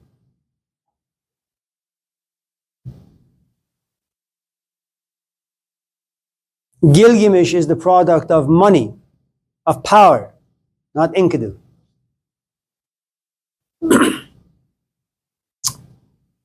This is so boring. So, when a teacher comes down, in order for him or her to create us or make us empty, what does he or she need to do? Break us. You raise your hand and you say, I'm a Christian. And the teacher, i.e. water, has no choice but to laugh at you. You raise your hand and you say, I know. The teacher has no choice but to embarrass you. Little by little, the teacher takes all those things away from you until you become formless. You have no name. Any of in this class know the life story of Saint Francis of Assisi? He comes from a very privileged background. There is a war going on, so the parents send this kid, Francis, to this battlefield. He has a vision of Christ. He comes back. He becomes sick, falls into a coma for a few weeks, wakes up, but something about him has changed. At a certain point, he goes to the church. His father, of course, drags him, and he looks at this clergy and says, these clothes were given to me by my father. I want to give them back to him. I don't belong to my father anymore. So he's butt naked. And he says, my name, Francis, that too was given to by my father. I don't want that name anymore. God has given me a name, and that name is a beggar. Just call me a beggar. And he just walks around naked. To be formless. For those of you in this class who have trigger points, if I say something like love, and your boyfriend or girlfriend just broke up with you last night, and all of a sudden you cry or go nuts, but you have been formed by an experience, and that experience lived down here. You are part of the physical world. And good teachers want to get rid of everything that's physical about you. They want to get rid of your history, and that is devastating. Inasmuch as most of us in this class, where are you going, Nico? It's good to see you. Good to see you. Yeah, man. I'll see you tomorrow. Yeah. Have a good time, man. Maybe I should go with you.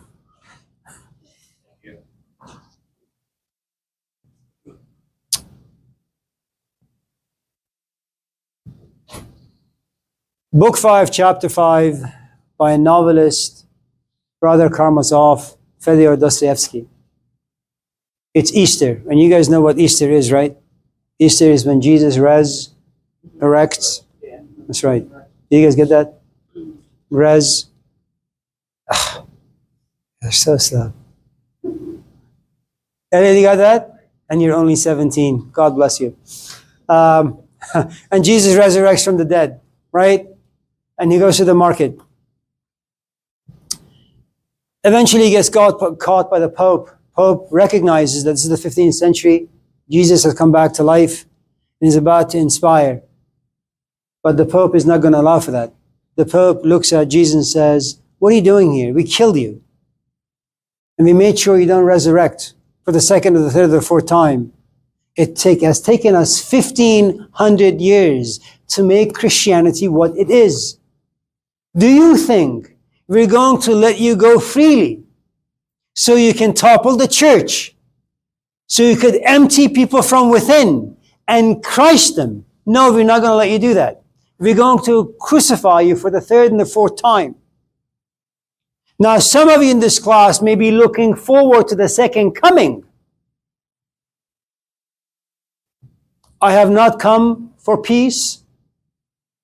Our entire life, from the moment we are born to the time we die, we just want peace and comfort. We want answers. We don't want questions. We don't want anyone to disturb us. So for those of you in this class who are waiting for the second coming, I think you should reconsider.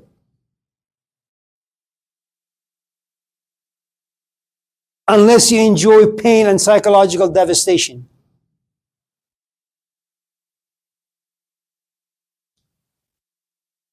Just a mere idea that our identity has been shaped by the world and nothing belongs to us, that in itself is depressing enough. And although depressing, it does give us meaning. I mean, look, you guys are going to school. This class alone has given you purpose for 6 weeks, Monday through Wednesday. Even when you gossip to your friends, yeah, I can't come to dinner with you guys. I got this stupid class I got to go to. That gossip gives you meaning. It gives you something to be angry about.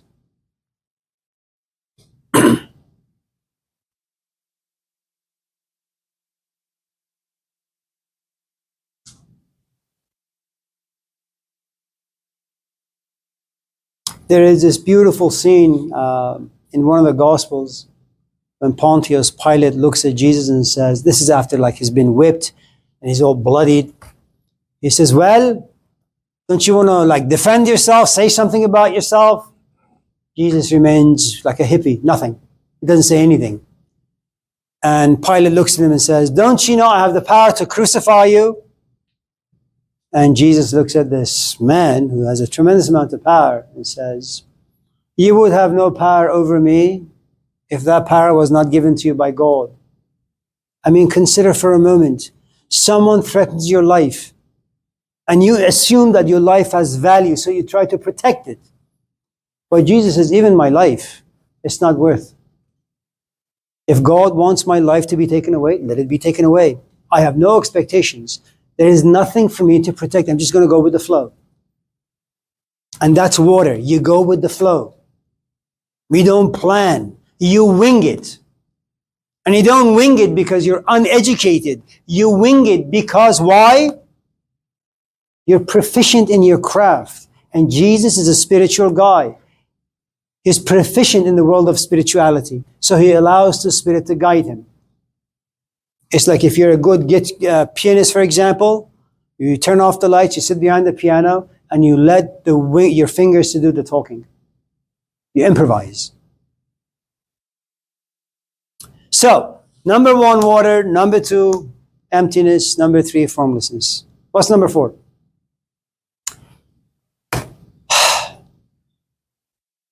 Do you have any questions?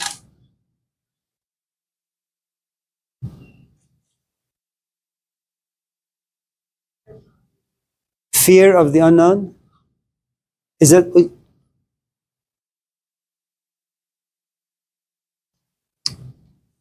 You know, Kendra, every night I come to this class, there are like 5 or 6 or 10 questions about how are you going to grade us? Is my essay good enough? I haven't turned in anything. Is it still time for me to turn in my work? And these are like great questions, very practical questions.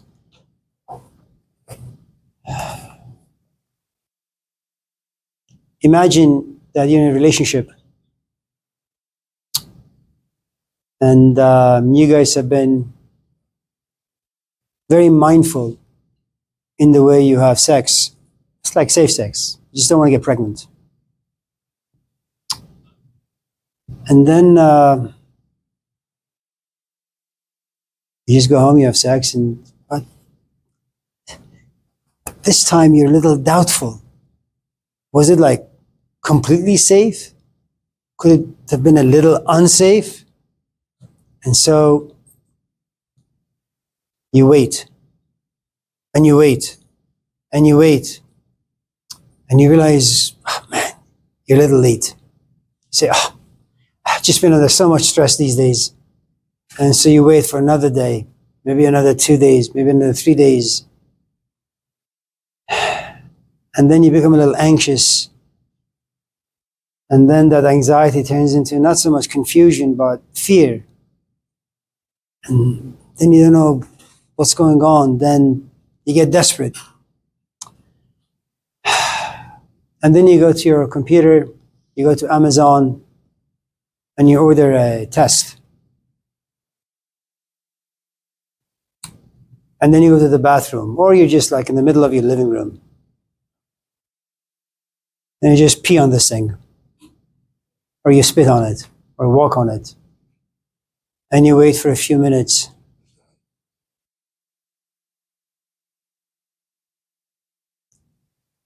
And then it's negative. You say, oh, thank God. You have the answer. And you were looking forward to that particular answer. It's negative. And there is a sigh of relief. Say, good. And then you get angry. How could I have been so stupid? Or it could be the flip side. And you look at it and it's positive. And there's like 20% of you that's happy and 80% of you that's angry because your life is just so unfinished. And you have no idea what to do. You know, it's difficult to live life without answers. It's difficult. There was a book, we talked about it last night. It's a really, really wonderful book. I forget when it was written, 12th, 13th century. For those of you who are lovers of the Christian tradition, it's called The Cloud of Unknowing, where the author of this particular book, which is a really, really wonderful book, says that you should always have this cloud hovering over you. Because as long as you remain in the unknowing, you know that the world down here can't give you any answers. You're always going to be uncomfortable. You're always going to be confused. And you're always going to remain a beggar. And your poverty can only have one source of nourishment, which is up there in heaven, where you can sit and cry and pray, and hopefully God will come to you either in a dream or will answer you in some shape or form.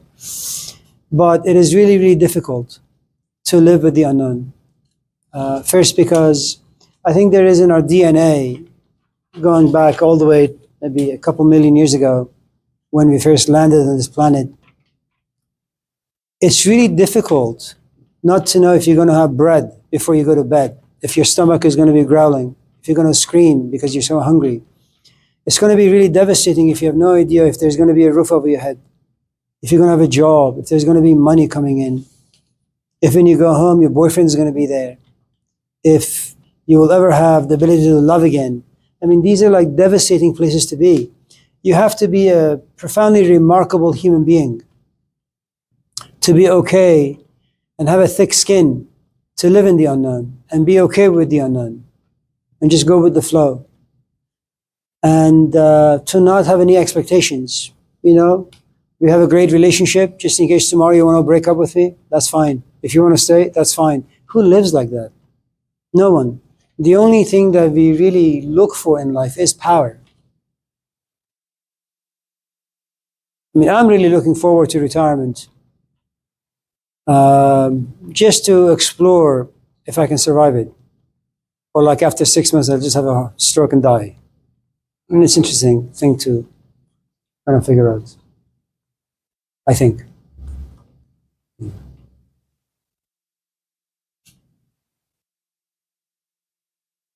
Okay, number 4. Any other questions before I do 4? Yes, Olivia.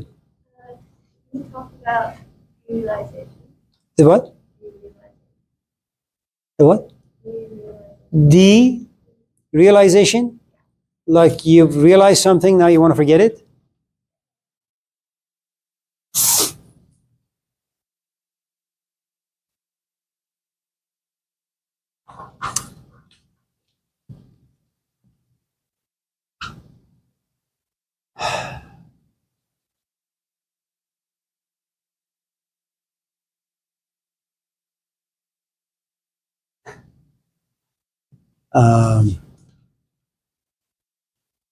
Okay, I'll tell you a story. It's a story that comes from the Oprah show. You know Oprah Winfrey?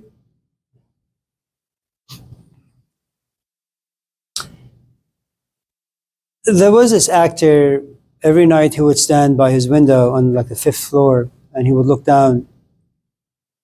And what he would see was this trash bin. And every night at 7 o'clock, this homeless man would jump into the trash bin, go through all the stuff, try to look for something to eat. And he would. And so after 2-3 months of just watching this, he says, you know what, I have some extra cash. I'm just going to put like $100,000 in this brown bag and put it in this container. And I know exactly where this man goes usually the first, 10 seconds. And so he puts this money in this bag, puts in this trash bin, and watches.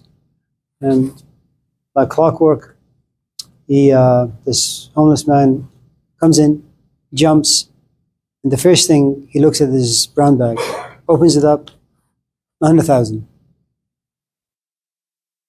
First, of course, he looks around just to make sure there's no one, So he gets himself a nice room in a fancy hotel, eats lobsters, buys suits, buys a car, calls in some escorts, has lots of fun. But because he's not really educated in how to save money, how to use money, you have a car, you have some money, buy a car. You have money, buy a house. Just pay it out. He doesn't have that kind of background, so he just wastes the money. And then one day he orders food, but he has got no money left.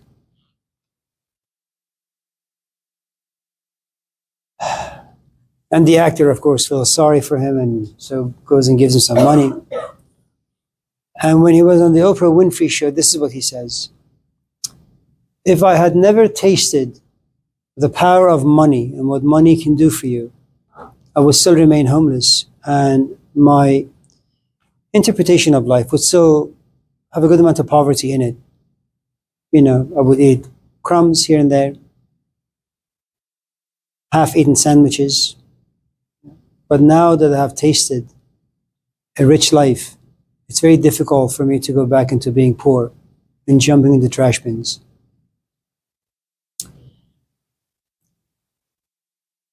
Once you've been contaminated, it's really, especially by good things, it's really, really difficult to going back. Imagine for a moment that you have gone out with a few losers, men, who are for the most part losers until they're like 90.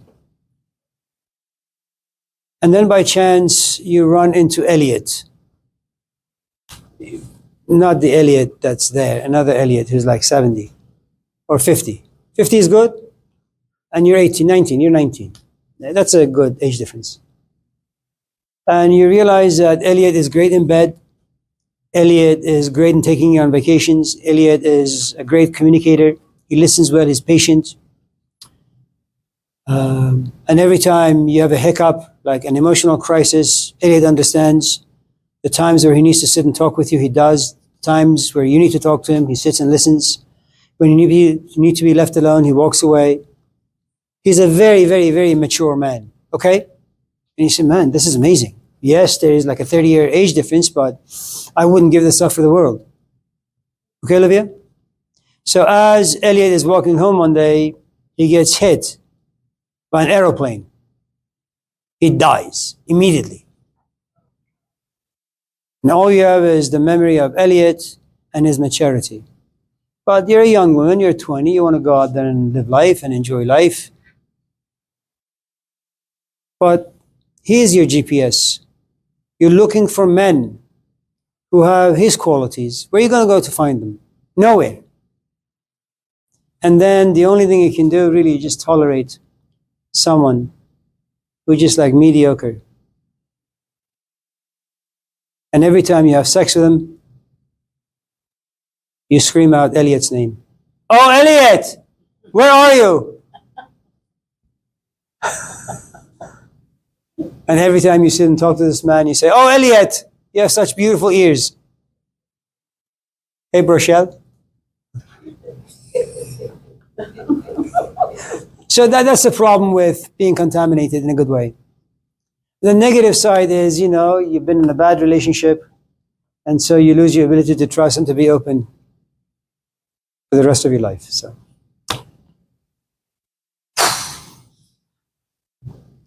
I could say more, but I'm tired now. What time is it? It's time to go. It's 8:15. No, 8:14. Okay. Yes, Leslie. Your hand was just up. Andrew, anything?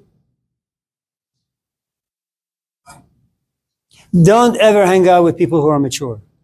They will really ruin you. Anybody. Yeah. I asked last night about walking in other shoes. I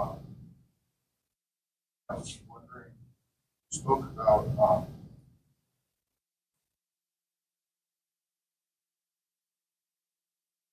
not from a place of admiration, trying to,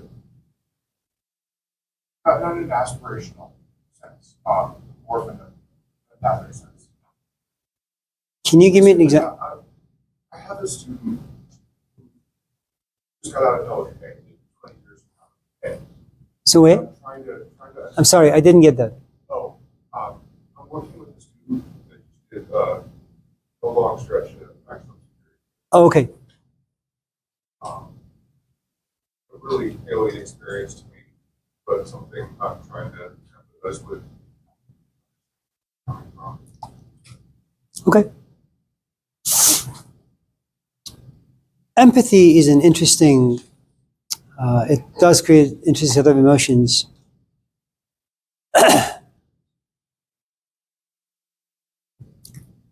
You're not Persian, Andrew, are you?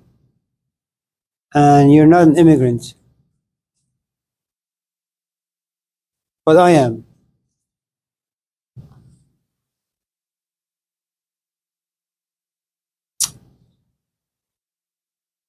Some aspects of empathy requires a great amount of imagination and reflection. So let me give you an example. Imagine at the age of 18, your father kicked you out. What does it mean to be an immigrant? Your country no longer offers you hope. You get kicked out. You walk into a strange land, America. At the age of 18, you had no money, you had no education. You're an immigrant. You were forced out. Very much like me, you went into a new land with little to no knowledge of that land. You had no money, you had no power. Kind of like me, you become homeless. And you do whatever you possibly can to survive.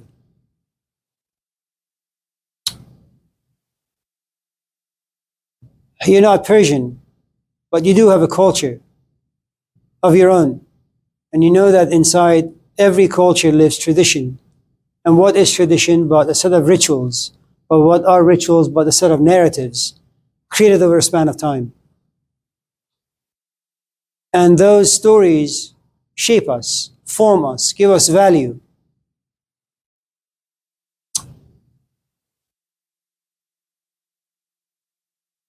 If you've ever had a traumatic experience that you can't overcome, well, psychologically that imprisons you. But there is no mobility when it comes to that particular thing. Immigrants are poor, at least most of them. And they will do anything to earn a buck. The point I suppose I'm trying to make is the following. I think if you were to be very imaginative with your own life and some of the ways that life has imprisoned you, and you suffocated in that prison, and it made you angry, it made you isolated, it's no different than maximum.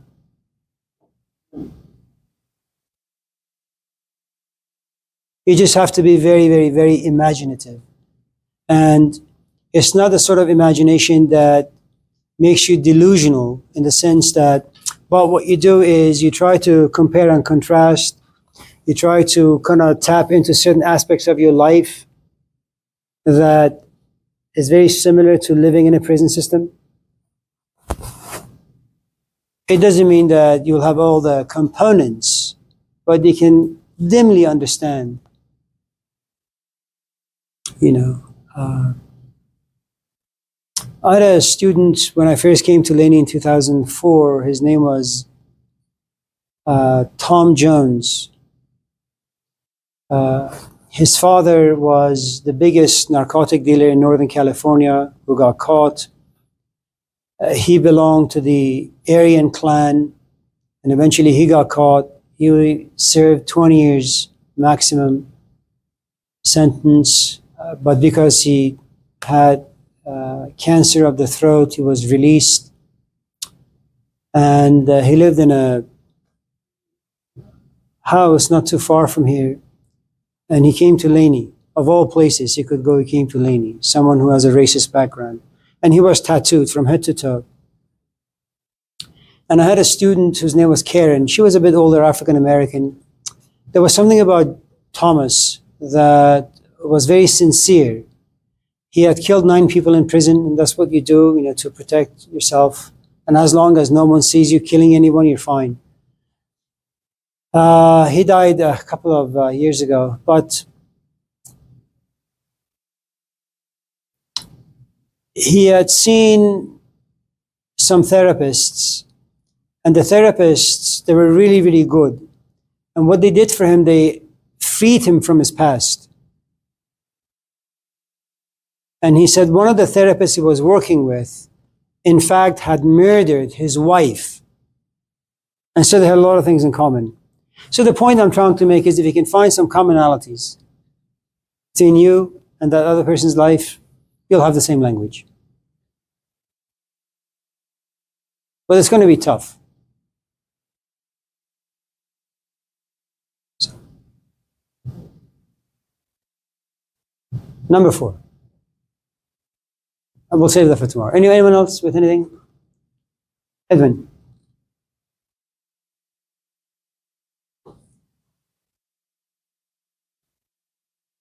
Kendra, yeah.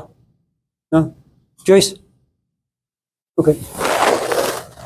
Well, it's good to see all of you. Hopefully tomorrow you'll look a little bit more fresh. Not so tired. Okay, Elliot? Get some good rest. Lots of food up here. Please come up and grab yourself some food to eat. You know, I was in meetings all day, so I couldn't respond. Yeah. But I won't be here tomorrow. Oh, you won't be? Okay. Okay. Take care of yourself. It's good to see you. Thank you for the talk. Thank you. Thank you.